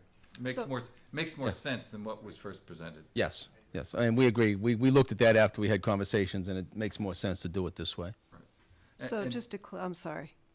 No, go ahead, Martha. So just to clarify, for phase 1, you would only do one of the constructed wetlands. Yes. And then the second one would only be done if you do phase 2. Yes, when phase 2 happens, yeah. So everything that's in that first phase, all the paving and roof runoff and everything will, From here down, we'll all get done in phase 1. From here back, we'll get done in phase 2 or phase 2 and 3 with the buildings. Yeah, you might wind up with 3. Right.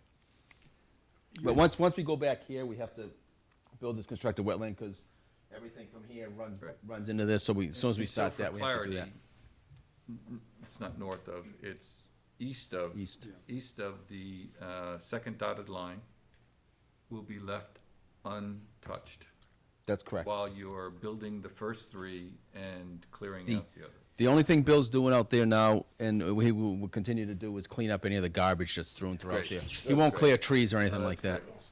From an economic point of view, I mean, you say that you're going to see how the first part of it goes before you build the second part, and certainly that makes sense. But assuming everything goes as well as you want, I mean, after all, you're only gonna be renting out 2 of potentially what? 1, 2, 3, 4, 5, 6, 7 units. You're only gonna have 2 of the 7 units. Will you be able to make a good economic decision for building an additional 5, only having 2 of the units built and rented? Well, I think what I'm. Do you understand what I'm asking? I do. We're gonna end up, this building is climate controlled, and these 2 buildings are not. Based upon how this lease is up, what I may be doing is building 2 more non-climate controlled and 1 climate controlled. So, right now, I'm thinking phase 2 might be these 3 buildings, right here. And I really need to see what kind of spaces I'm leasing, if I'm leasing climate controlled, if I'm leasing non-climate controlled. If non-climate controlled are more popular, then this will be, not controlled. All right, but the building closest to Route Yeah, that 1, makes that's business actually an sense. administrative Yeah, it building, does. is that Much correct? better No, than that's a this. climate Just a controlled portion of building it. with 2,000 square feet of Okay. retail space. Okay, all right, I didn't know that, okay. Lower line, For the first phase. right, but if he's, So the answer is yes, you feel that you can make a good decision based should on. we Yeah. do the storm? I mean, cause I he's don't still think gotta. it's necessary, but so why don't you ask? Go ahead, ask. I may not have followed this, but in terms of the stormwater control, did you say you were, for the phase 1, that you will only be doing the stormwater control up to the lower dotted line? Yes. Well, that's where the first stormwater control ends, is right there. Then there's a gap for the second constructed wetland. So, yes, we construct this first one, then all this runs into that first one, yes. Okay, and I guess my question or my concern would be, is that the space between the 2 dotted lines, understanding that you haven't constructed anything there, but that materials will be stored there. Yes. Is there a need to We- address any well, runoff that may There- result? There is, and we talked about the Concom with that talked about that with the Concom last night. After all, we have all our approvals, we have to go and get an EPA permit, and part of that is doing a SWRP, a Stormwater Pollution Prevention Plan, which will identify any stockpile areas if he has them, and what the erosion control measures will be. Basically, if you put a stockpile in nowadays, you put silt fence and hay bales around it, and if it's gonna be there for a certain amount of time, you put a top over it to keep any runoff, so. It's a good question, yes, it was addressed with the Concom last night, and that, anything in this area, that will be addressed in that plan. But that will all remain pervious material, so. Yes. that helps. Yes, yep, Right. yes.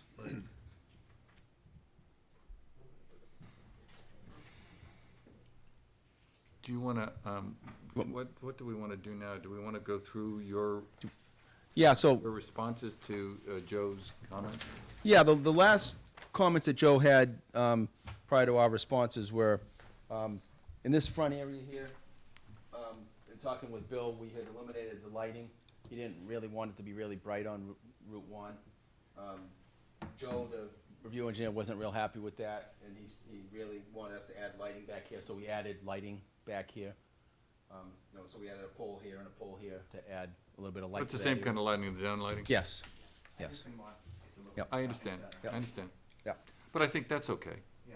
Right? Right. That'll work. Oh, yeah, no, absolutely. Okay. It was a matter of preference. Bill wanted it not so light. Joe was pretty adamant that he wanted a little bit more light there for public safety, and it's fine, not an issue. The stormwater management one he had, which was he talked about an LSP. As far as I know, there's never been an LSP requirement. Just for a Oh, second, I'm you're sorry. working off of your letter or Joe's letter? I'm working off of Joe's letter. All right, hold on. Want me to work off of our letter? Then I can. Sure. No, Oh, yeah. Oh, you don't have Which Joe's one letter. you're on. well, I'll work off of our letter. yeah, you should have, Well, but you Joe's don't have letter to- might be better, because I think I think there's things covered in Joe's letter Yes. that are not covered Yeah. Right. in their letter. Because we only, right. Yeah.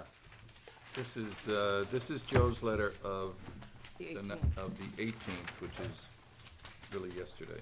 Right. And what we did was we took his letter and the things that we needed to address, we addressed in our letter. So his letter has more comments than our letter has responses. Right. So I just talked about number 1 on his letter, which is, light poles have been added. Okay. So he's okay with that.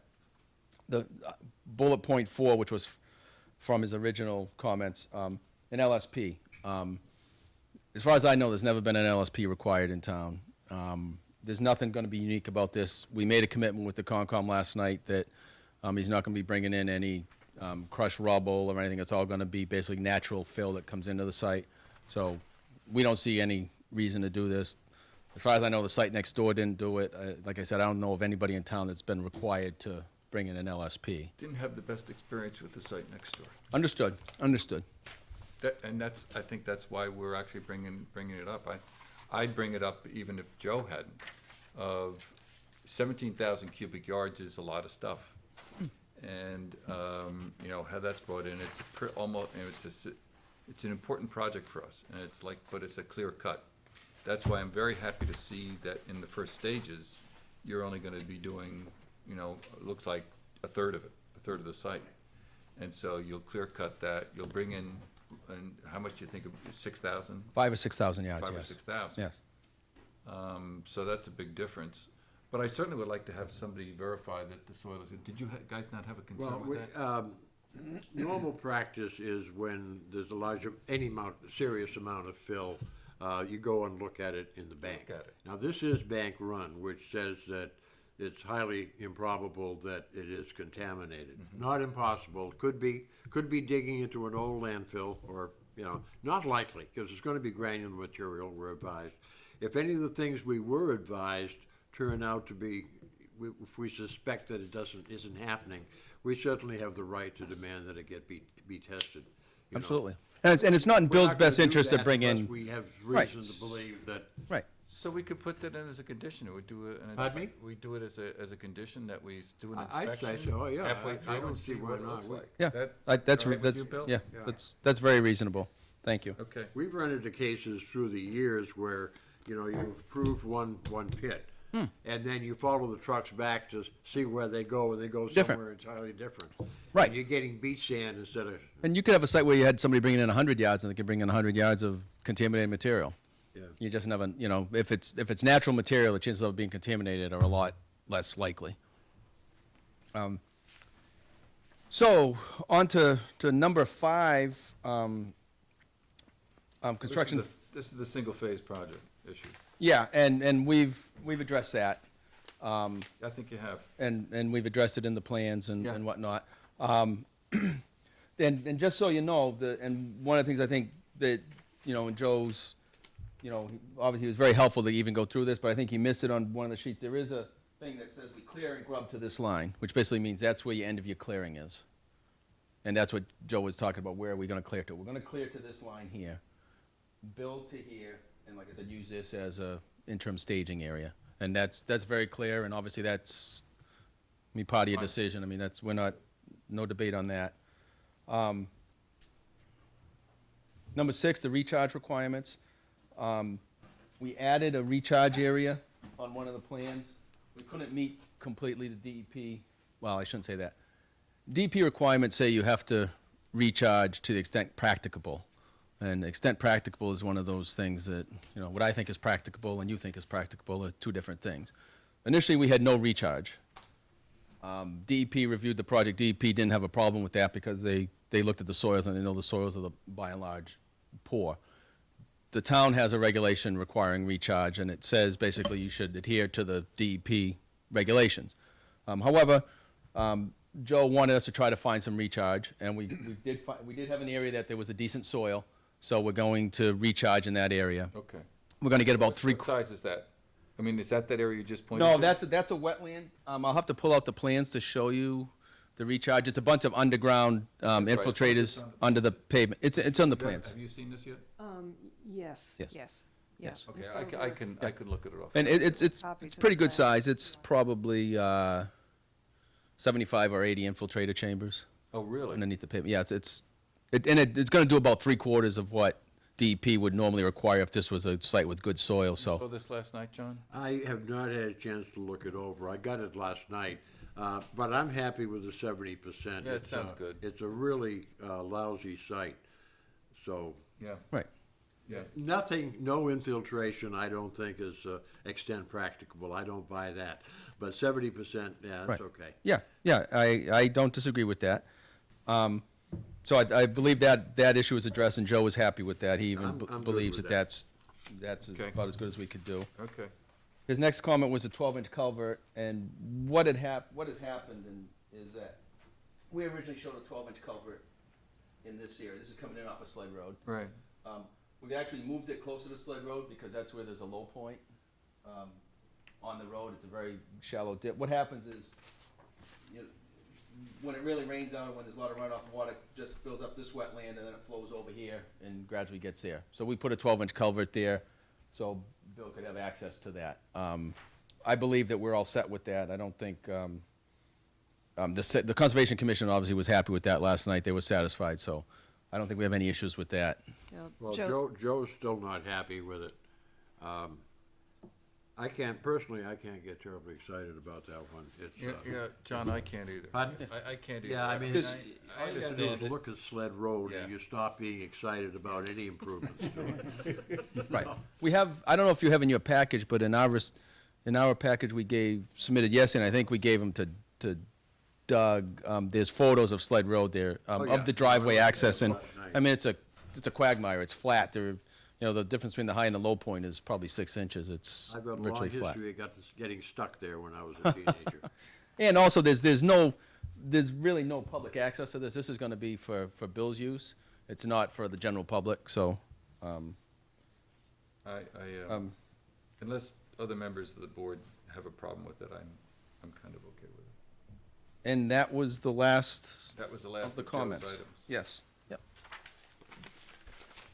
Okay, we have received, over the course of the last 2 or 3 months, 3 communications from Joe, and I think 3 from you. Yep. On this, the most recent, as you say, being February 18th from Joe, and then, what's this date of yours? February 18th, February yeah, that's 18th. today, yep. And then prior communications on the 20th from you, and some other times. So we've had a lot of exchange back and forth, and we're happy that these issues have been resolved. So I think that we're gonna do the same here that we just did with the other project. A couple of things first. I do have a letter from the fire department, Okay. which we didn't have before, and also I didn't know if you wanted to go through the O&M plan. Yes. Yes, we do. And also, I pulled up the notice of DEP, and this was discussed at the Concom last night, but DEP's one comment is that they've requested soil logs to be submitted to the Conservation Commission and DEP.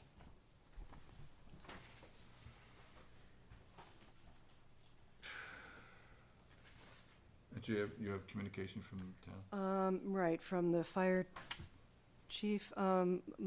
Most of them are similar to the others in terms of smoke and carbon monoxide detectors, Knox box. Well, we talked about hazardous chemicals last time, and that will be part of your rental agreement that there won't be any. No sleeping overnight in any building. Permits from any storage tanks. They would like a pull station installed on the outside of the front building, which must be connected to the main fire alarm system with a light installed above it. And this is something that Bill and I discussed briefly. The fire department is requesting that an additional door be installed on the front left corner of the front building, Building A, as an emergency egress. I spoke with Sam Joslin about that, because I didn't really want a door on the front of the building. And Sam confirmed to me that that's not where he wanted it. He wanted it on the front corner, which would be right around the corner from the front of the building. They want to be able to drag a hose straight in. So I thought he was talking about right here. he's actually talking about right there. Yeah, because you've got a storage, that's all storage, right? Well, I'll take the storage out. And there's a hallway there. If you look at the floor plan, it's easy just to take a unit out and make a hallway for a door. So we have no problem doing that. Okay. And the final comment was nothing stored outside that would impede the fire department from accessing any building at any time. Right. That was it. No Board of Health because there's no, I think we had functions those last time. It was the same thing. The septic Okay. system needs to be. Yeah, but, and that came up last night. We are in the process of submitting the septic system to the Board of Health for approval. okay.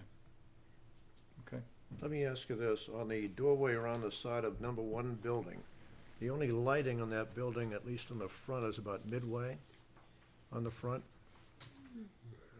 Yeah. Yeah, There aren't 2 Yeah, lights, it I think is. it's only it 1. is. You might want to consider putting a door-activated light, if nothing else, around the side. That's a good idea.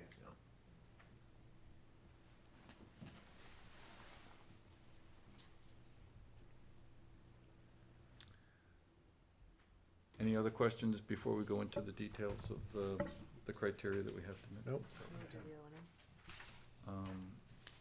Yeah, I'm just trying to think if we should do that first, or, yeah, let's do it now, that's fine. So we just got this, so maybe you could explain the management and operations.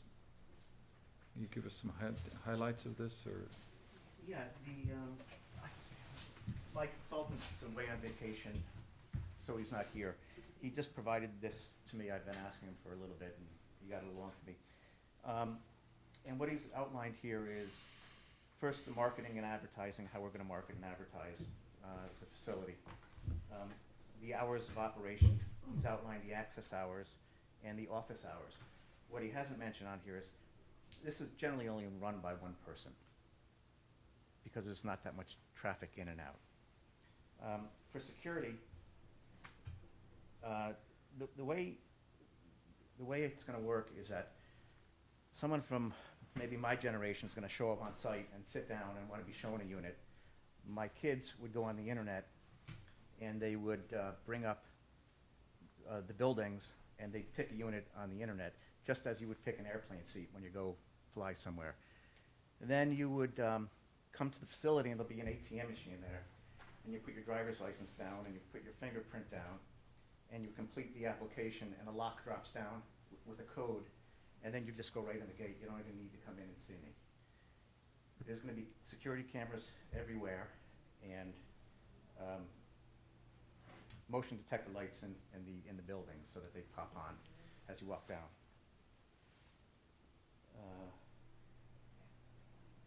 The amenities are listed. Business center, as we talked about, wide driveways, 40 feet. A retail showroom with, we can buy boxes and tape and all of the moving needs. We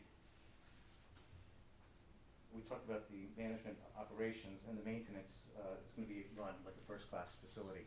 It's important to me that this look really nice. I live in town. I'm going to be there every day.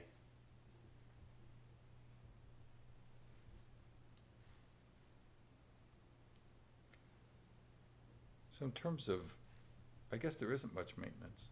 I mean, you have one person? You know, there's plowing, you know, and one thing that we didn't show here is that I made a change here. There's just a whole lot of pavement, so I asked Eric to add some planting islands here, like a triangle, here and here, so we Yeah. have, That'll help. That'd be does good. it look a little better That'll help. aesthetically? The maintenance is gonna be blowing off the parking lot and getting rid of all the leaves and everything, sweeping the hallways, cleaning the office. There's not much to it. And you just contract with that? Yeah. You just, okay. Richard, you would ask for this. Do you have any questions on this? I was just curious about one thing. I mean, it sounds like a very 21st century method of doing the rental. In fact, I hadn't heard that before. But how would you prevent somebody from? I'm just asking this. How would you be sure that somebody was not storing some sort of contraband without a physical inspection of some sort? Well, I'm sure someone could sneak it in, but keep in mind, there's cameras everywhere. Are And, the cameras reviewed? yeah, there's cameras, there'll be cameras of the entire site. No, I say, are they reviewed? Are they reviewed? No, they're not reviewed. They're there strictly to go back to be reviewed if something there's a happens. problem. But there's not a guy sitting in front of the camera, you know, watching. So, question I've got is on the U-Haul rentals and moving supplies. What is, are you gonna be Well- renting U-Hauls from there? That's a possibility. U-Haul offers a really comprehensive software package that allows you to run the retail store, run all the units, like I was describing.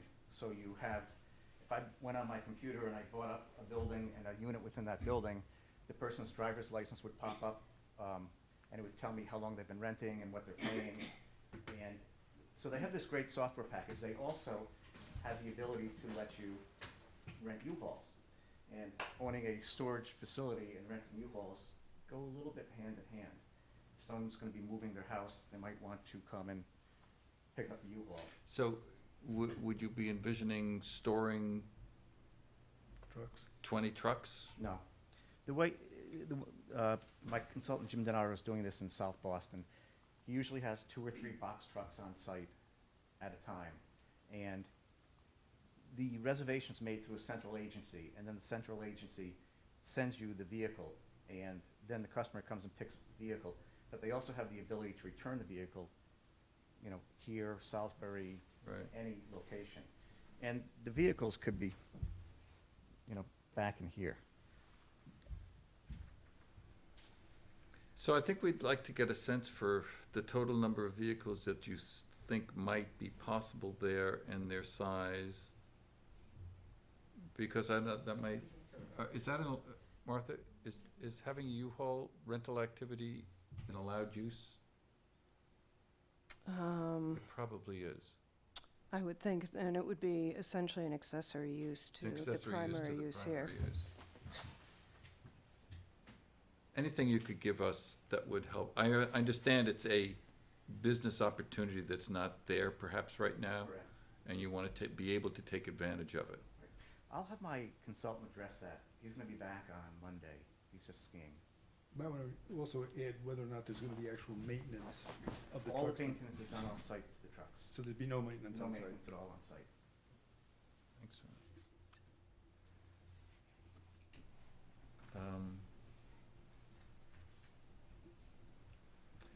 There may be other issues we can, but those are the ones that jump out at me. Exterior LED lighting, motion detection.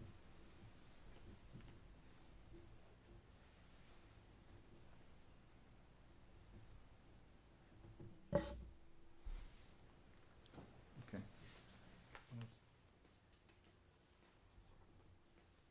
I think I would have a similar question about the oversized units and outdoor parking to accommodate automobile, boat, and RV storage. Right, an oversized unit is just one with a wider opening so that you can store the vehicle inside. Inside, Yeah, okay. not outside. Okay. Anyone have any Yeah, comments on it? Oh, I'm sorry. How come? Yeah, I can take one too. I thought you had that. No. You guys. Well, we purposely kept you in the dark. I could surmise what was going on. Yeah, it was a plot. Oh, this is my favorite. Oh, this is best. Yes, Oh, no, man. no. This is the site. You ever see this? That's what's on there. We've cleaned up much of that. You now are the owner?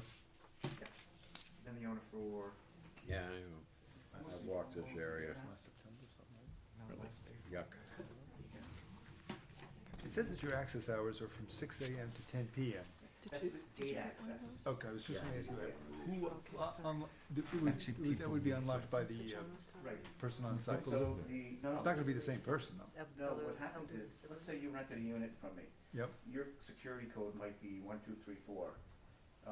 And your security code might be 5, 6, 7, 8. So when you come, you punch in your code and the gate opens automatically. At any time. No, just within the hours of operation. I see, okay, so, Yeah. And the system will shut down the gate. Makes you think Yes, that tire's been there a while, doesn't it? Answers one of my questions. So I know It's who's good. coming and It's who's going really, based upon it's terrible. what You don't- security code you have. Really for nice somebody that wood. wants to do a rental, or put something in late at night, they wanna make sure that they can get out. But they, yeah. All residential, I'm sorry? all residential personal trash? Okay. It was- All right, let's, any further questions on the O and M? No. John, any questions sorry? on the O and M? Yeah, I really do. I haven't had a chance to read it, but what I have read, I'm not unhappy with. Okay, so then let's go through our decision criteria, which we have to go through every item, and then we can say that we've done that in a legal Abutters. perspective. I mean, any comments from the public or abutters? Oh, excuse me. You guys want to talk about this? Just listening? Thank you. Thank you. You guys are volunteering time. Okay, so the decision criteria is the planning board shall approve an application for site plan review if it finds that the applicant has submitted sufficient information from which it can determine that the proposed project will minimize the volume of cut and fill, the number of removed trees 6-inch caliber or larger, the area of wetland vegetation displaced, soil erosion, the threat of air and water pollution, and traffic congestion. Now, there are others, but that's all in A. So now we'll go back and address each one of those. Minimize the volume of cut and fill. So at first, I would have to say that wasn't the case, because I thought you had substantial amounts, The so I'm. alternative is don't do it. Yeah, the alternative is don't do it. Well, the other part of this is, as I was thinking it, because there was some comments in here about wildlife habitat and these kinds of things. Well, this is our industrial park. I mean, and if you're gonna get industrial uses, you have to disturb the land. You can't, do it like a residential subdivision. We haven't had many uses like this, and, which are, 6 acres of disturbed land. And so I'm very happy to see that this thing is gonna be phased, that you're gonna do it in, roughly 40% and then 60%, or maybe it's 50, but, and build the first 3 and then hold that out. I think that helps quite a bit. So I think in terms of the first criteria, it's what it is, right? Way more trees in town than there was 200 years ago. There's way more trees in town than there were when I was a kid, There are, less than 200 years ago. apropos John's thing, if you see not that I wanna make a deal, but some of these marvelous photos of Newbury or Newburyport from the early 1800s and mid-1800s, and, I mean, everything is denuded. I mean, Old Town Hill doesn't have a scrub It on had it, 4 trees on it, the entire hill, you know? seriously. And now it's just complete woodland, so, I mean, it's changed dramatically, They anyway. built wooden ships. Wooden ships, and they used it for firewood. you know? Okay, so the number of trees removed, 6-inch caliber, I think you're removing most of them. In that area, yep.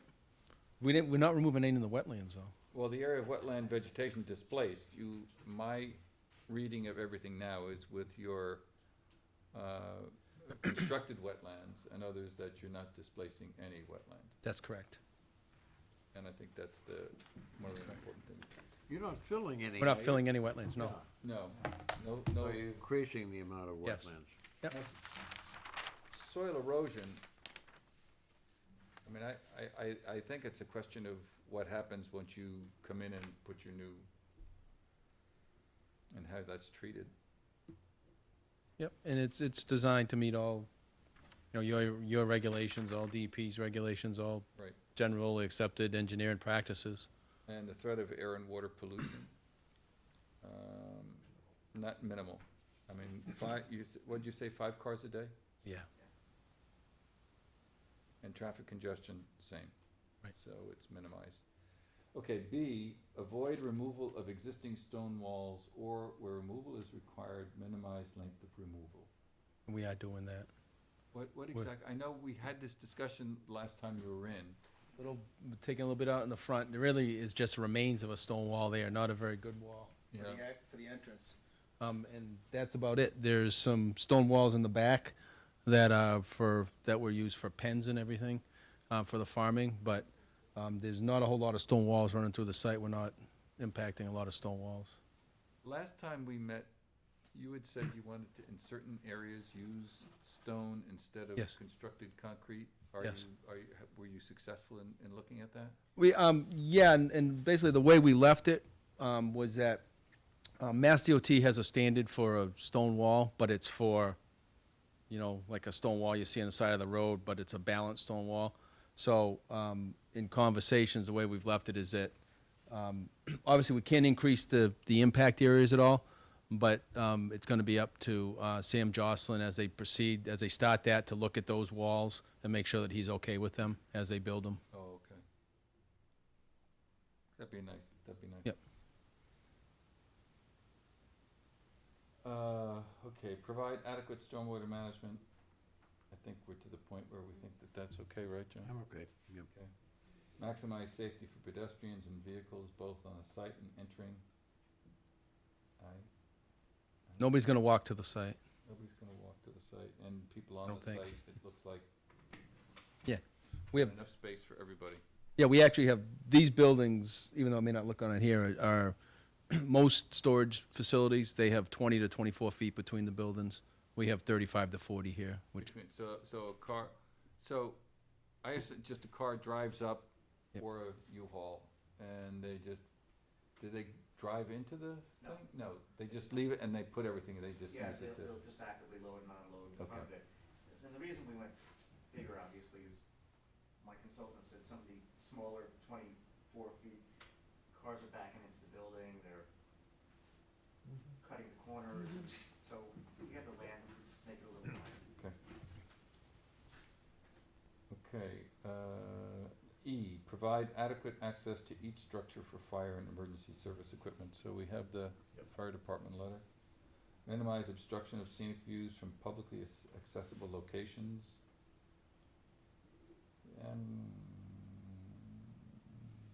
We had the same problem with the last one.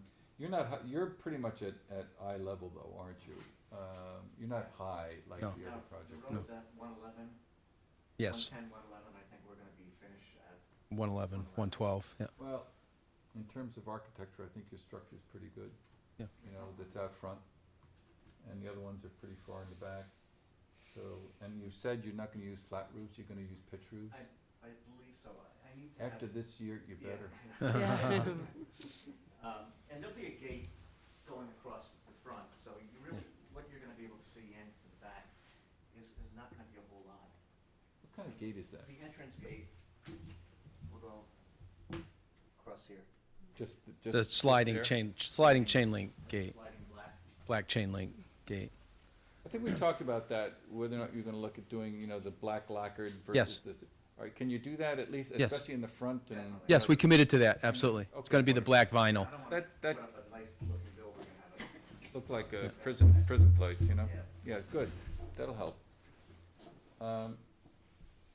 Scenic views, minimize visual intrusion by controlling the visibility of parking, storage, and other outdoor service. I think you're not gonna have any cars parked on site. Just the one person that's there, The one person that's and there. then, right, and maybe a few trucks. So I guess the other stuff follows easily. Minimize intrusion of glare from headlights and sight lighting on surrounding properties. Minimize unreasonable departure from the character, materials, and scale of buildings in the vicinity. Well, the building that's next to you is kind of like yours, I think. But has he made progress lately? Still steel frame. Nothing in the last month. Nothing in the last month. Well, he's working on it. But they're similar structures, I think. So Yep. I think that's okay. Prevent contamination of groundwater or source.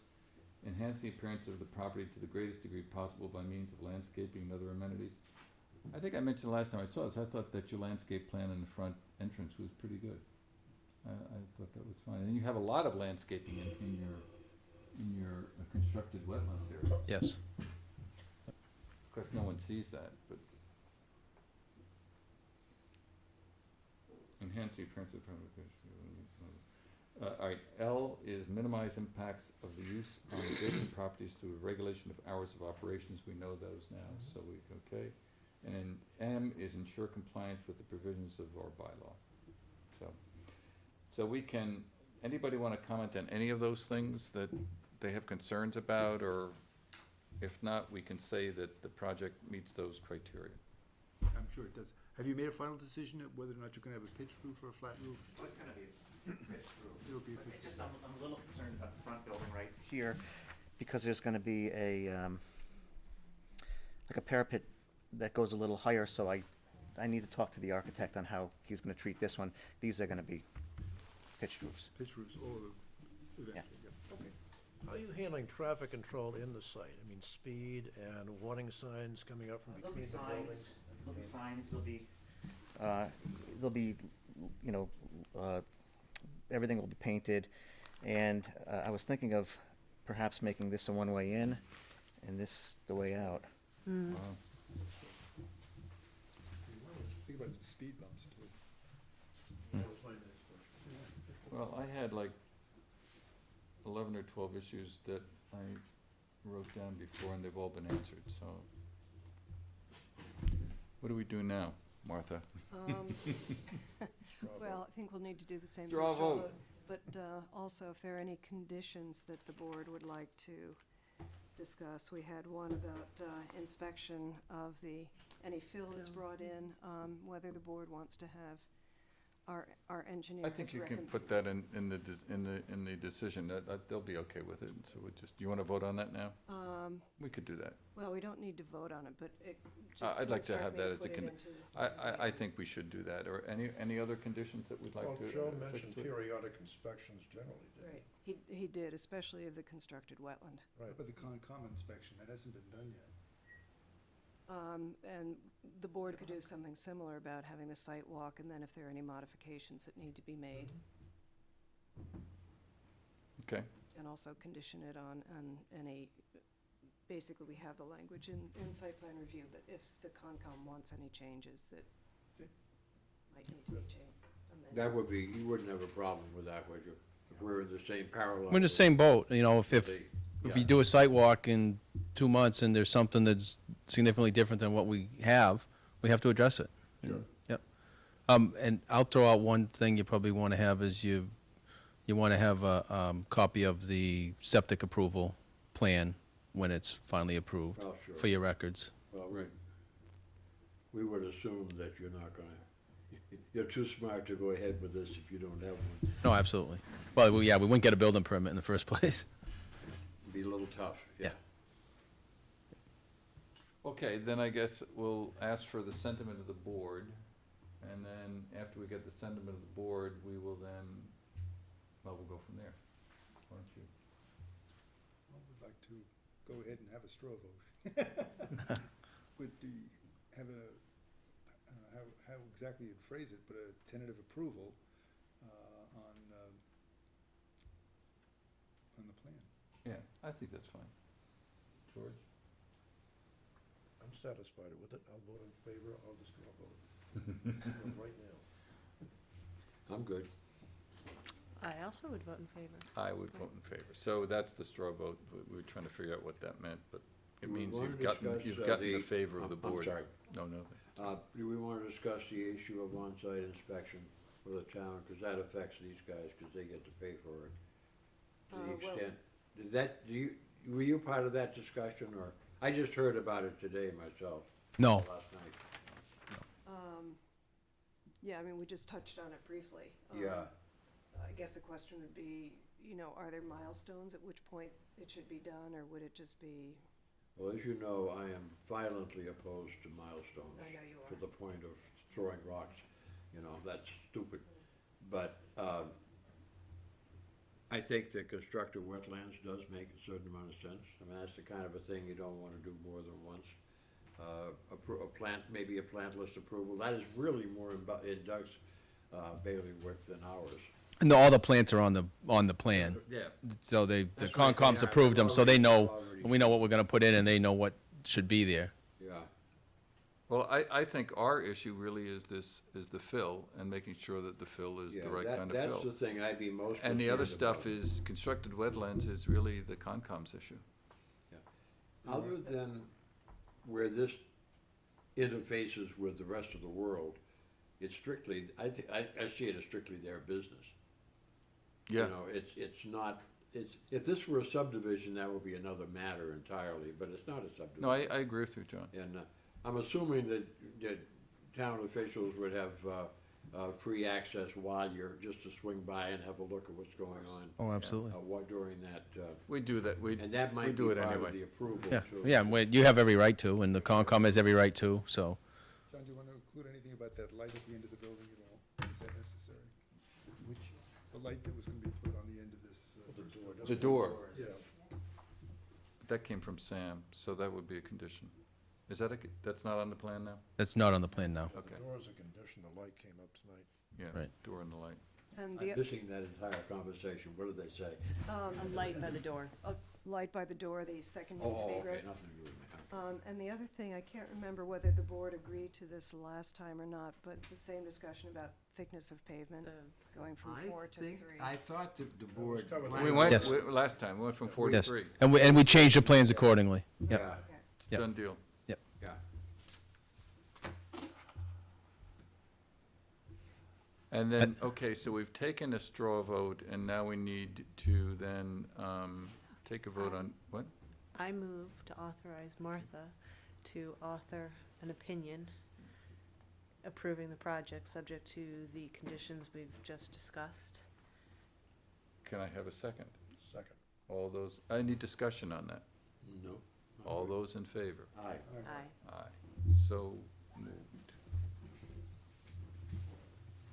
Do we need to do anything else? So, I think, again, it would be a continuation of the public hearing and then We think that's gonna be on the 24th, well, that, all right?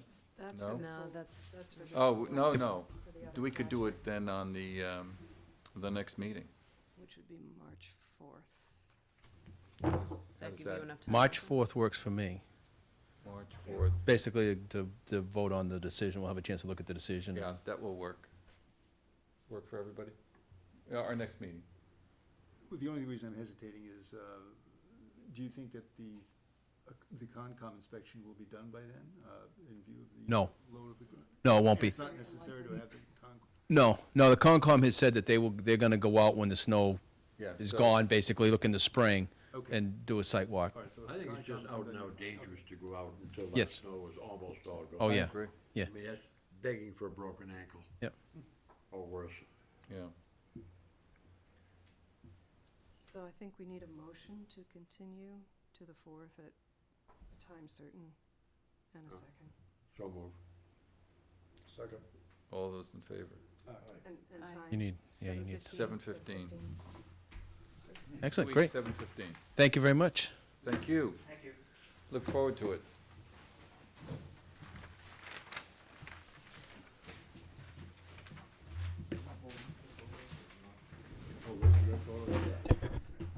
Martha, can I ask one housekeeping question?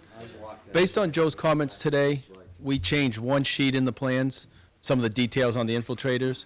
So I have a bunch of those pages here. Can I send somebody from my office over to insert them in your official sets tomorrow? Does that work? Okay. Thank you. Thank you.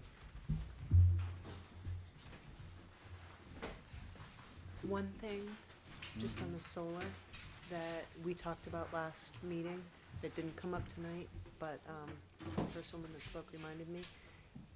George had been suggesting that perhaps we changed the granting authority to the board of, our board. And we had some discussion about that.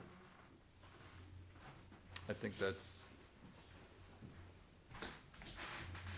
And the thought was, actually, I think, George, that you expressed, was that the selectmen may actually appreciate that. I mean, I think it's open for further discussion, but, John O'Connell was thinking that it is a town-wide kind of matter, and it should sorry? be with the selectmen. We were talking last meeting about changing the special permit granting authority for solar from the selectmen back to the planning board. And saying you're you the were one not. who expressed I wasn't some told with that. disinterest in that, only because you considered it was a town-wide issue? I think it is. We were not elected to run the town. We were elected for specific functions. And I'd just as soon keep it that way. Site plan review, hopefully we develop a certain expertise in this. There are too many others. There's public health, there's ambient, it just goes on, the list goes on and on, of things for which we really don't have a lot of responsibility. Well, I think it's worth taking into consideration as a board anyway. Oh, I'm At all for length and just kicking it around and discussing it. Good. The selectmen may not be that adverse to turning it over to us. You know, we've had informal discussions with various selectmen over the last couple of years that somehow or other, the site plan review aspects of a solar farm should really, we should do a review and report our findings to the selectmen. Because that isn't something they do regularly. Right. And it's something we do all the time. So I'd be very much in favor of some joint, some cooperative effort where we fed information relative to all the things we talked about in this job. Okay, good. But that's my opinion. We're at that point where we're rolling these things up, and that's all the people can hear And on it's the so noisy TV. on the TV. I'm sorry. We apologize. Yeah, my thought on that is that it's a complicated thing, and I think that if selectmen really don't want to do it, that maybe we could do it, but it would not be something I would initiate.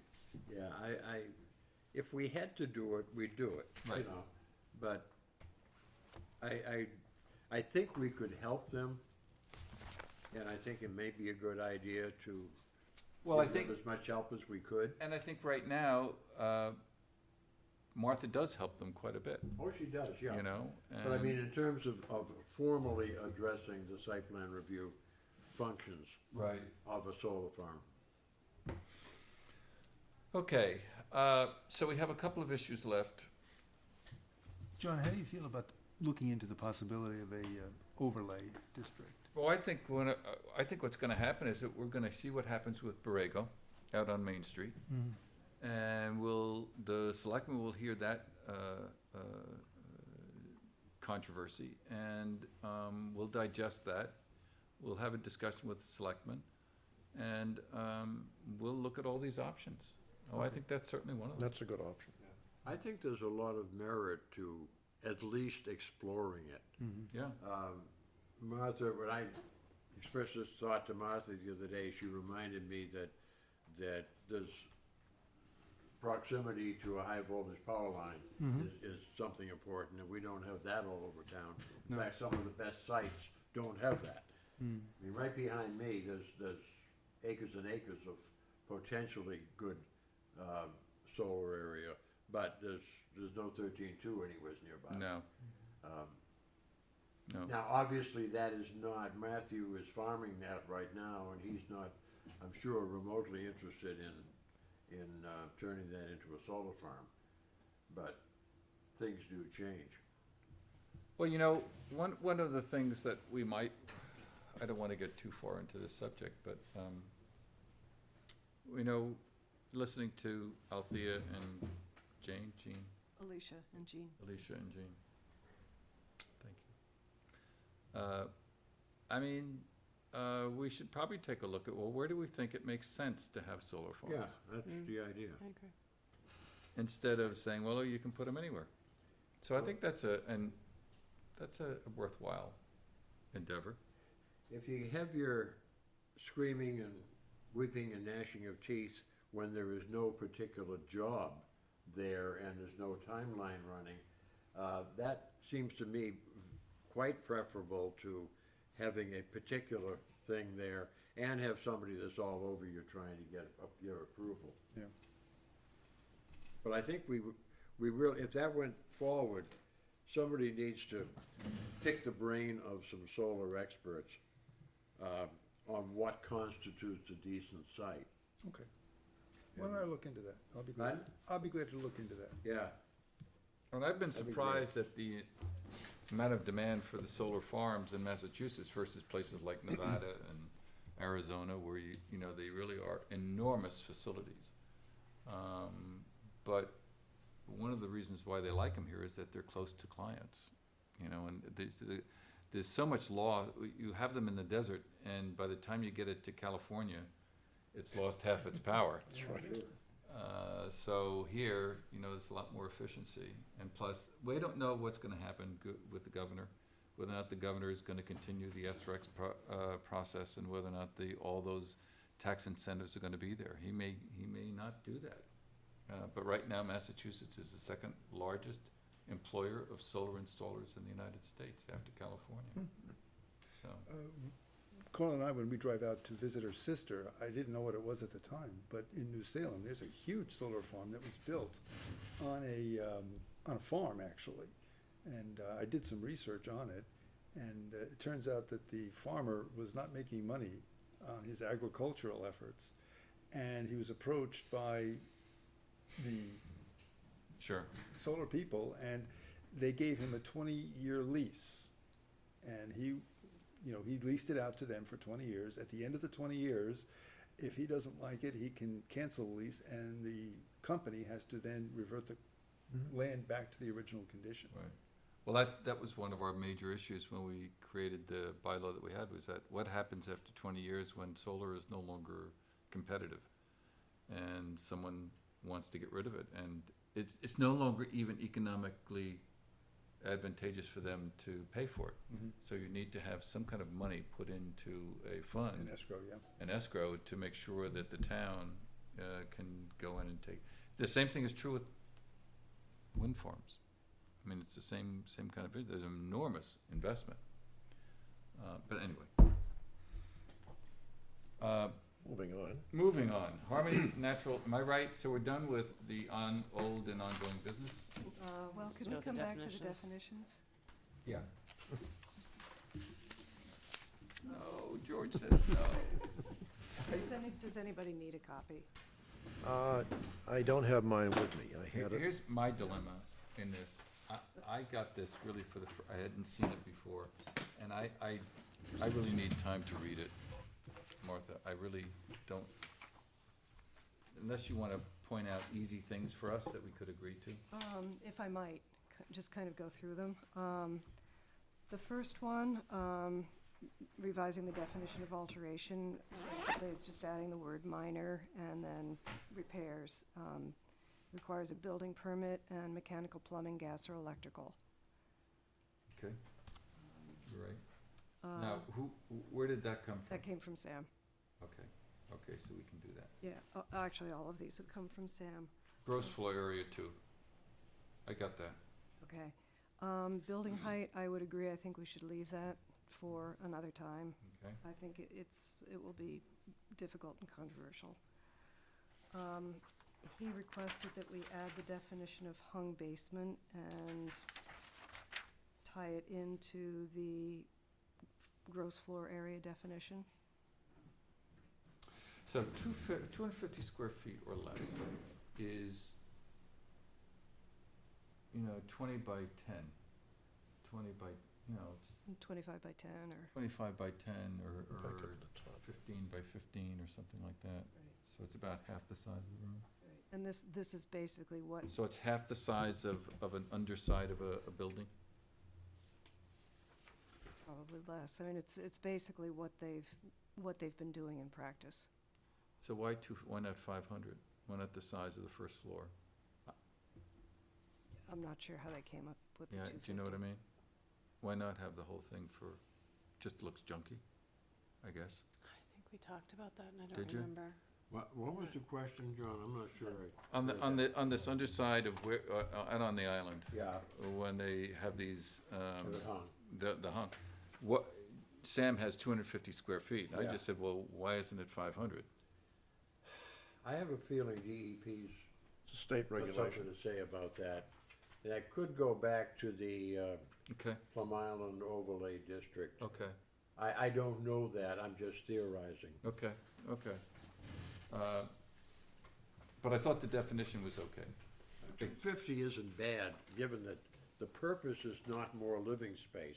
The purpose is a place It's fairly strictly safe storage. where you can put your heater and a few other odds and ends. But the other question I had, and does this get us into trouble, has a maximum ceiling height of 6 feet 2 inches. To keep it from possibly being In habitable. living space. That way, you gotta be 7'3" to be a habitable space for new construction. Or And that makes seven it, feet in a basement, I Pardon? think. 7 feet in a basement, I think. oh, 7 feet in a basement, okay, but it's still more than 6'2". Okay. So you can get in, move around, but.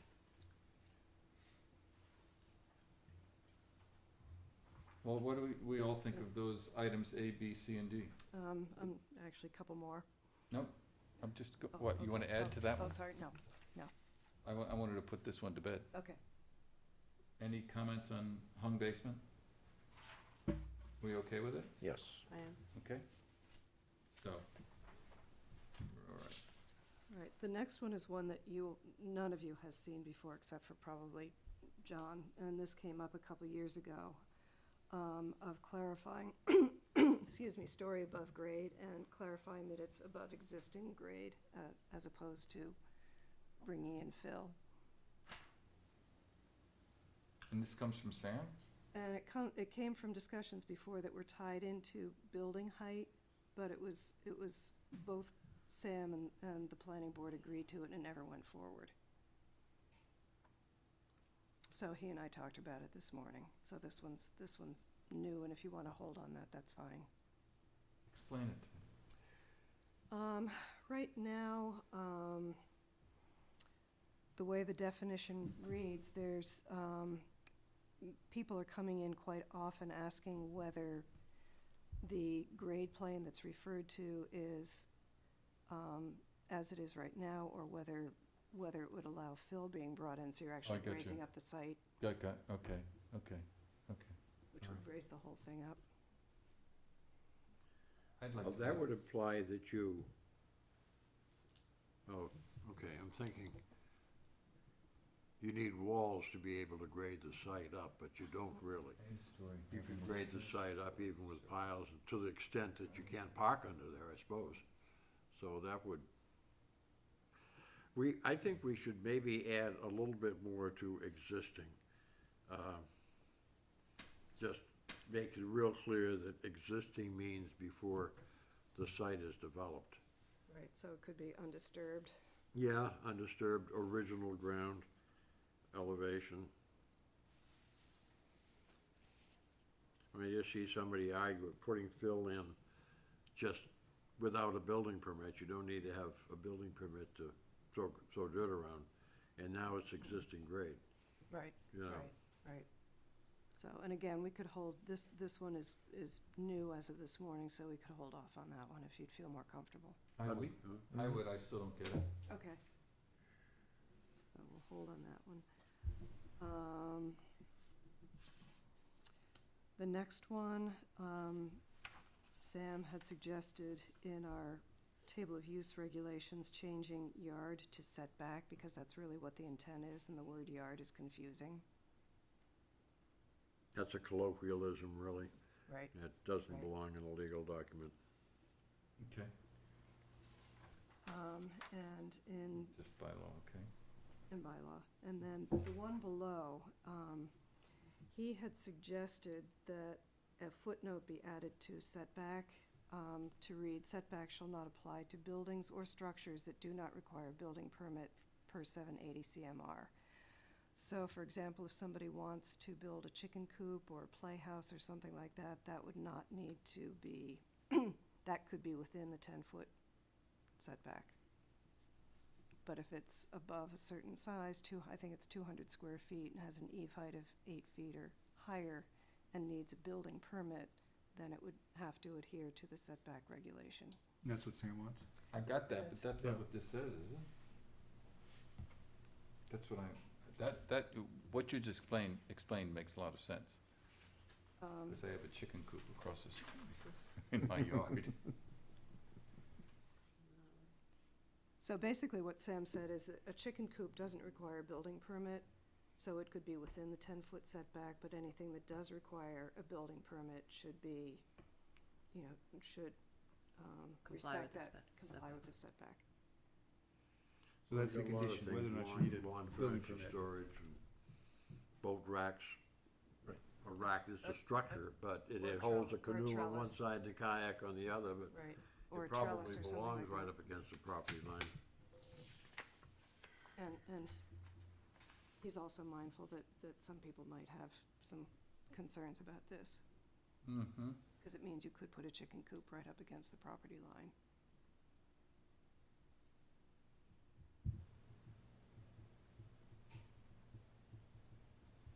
So if you'd like to hold on that one, we could certainly do that. I don't feel strongly about it. Anybody? Do you No, guys? I wouldn't wanna have a chicken coop right on my property line. I mean, You want the to be chicken perfectly coop honest with you. exclusion? I Let's really put would. the chicken coop exclusion in. Okay, let's hold on that, okay? Hold on that, okay. But the first one about changing yard to setback, Yep. that's all right with you? That's good. Yep, yep. And then the final one was adding the words abandoned and to the definition, or to the language regarding, Yeah, there's a major Grandfathering. difference between We talked about that. Yeah, not we used talked could about be that. That's fine. not abandoned too. Right. And I think that's fine. okay. So that's not bad. That's You not added like, unusual. That's like not- 80%. Yeah. Not bad. Okay, so then if the board could vote to also refer these, Okay, can I have a motion on the definitions to have these definitions brought forward to town meeting, right? or refer to the Refer selection. Refer to the selectmen, right. So moved. Second. All, any discussion at all? Are we referring the whole thing, or are we just No. referring Just the the ones 80%? Ju- The we're- approved we're- definitions. we're- All those with the. All those that we agreed to, with the exception of building height and Article PB 3.2, table of dimensional requirements. Okay, well, Okay. And why don't we number 5, just And specify number- that. the story above grade. Story above grade, right. And story above grade, right.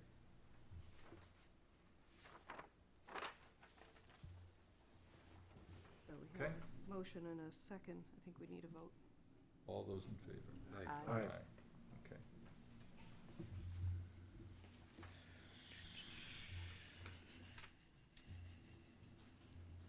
Okay, now, we have a couple of mop-up issues here. New business. Oh, and then we have important issues. Harmony Natural Learning Center, we want to release the engineering review funds. How much is involved there? $505. I think. I don't see any reason why we need No it reason now. to. She's up and operating. She's, hopefully, I just pray she's doing well. She's very busy. Is she? Yeah. That's Let good me to see hear. from traffic coming in. Really? That's good to hear. It's good to hear. Do we need a vote on that, or just a, okay, do we have I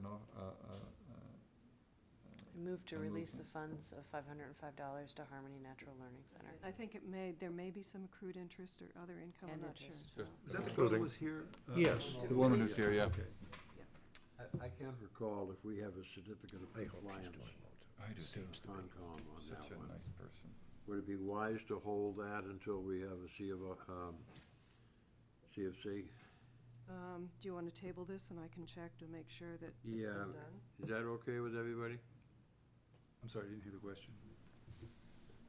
That We there could may be approve, some, we could approve it so we don't waste time in the future. that the Concom has Approve some, it subject to Confirming, confirming that the Concom is cool with this. okay.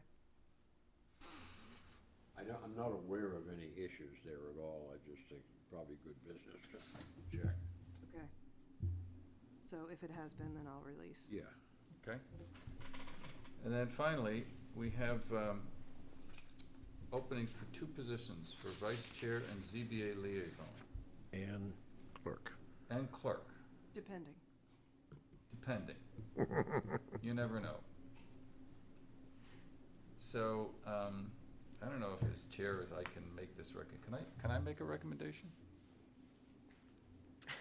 Sure.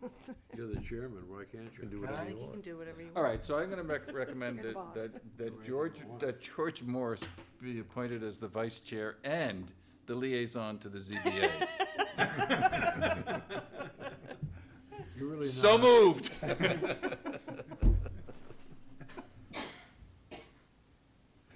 Would anybody want to second that? Second. We are taking this seriously, aren't we? Any discussion? None. All those in Can we favor? conclude that you're not running in May? Yes, Yes, not running in May. I'm not sure that you should second. Yeah, he you're can- right, yeah. actually. Are I have you, a are conflict you of okay interest. with it? Pardon? Yeah, You- he is, okay, he is, he's second. okay. All those in favor? All right. Aye. Congratulations, Oh, George. thank you. In that case, the board does need to elect a new clerk. Which Well, usually runs there's the high youngest one. precedent Yes. that the clerk is the newest member of the planning board.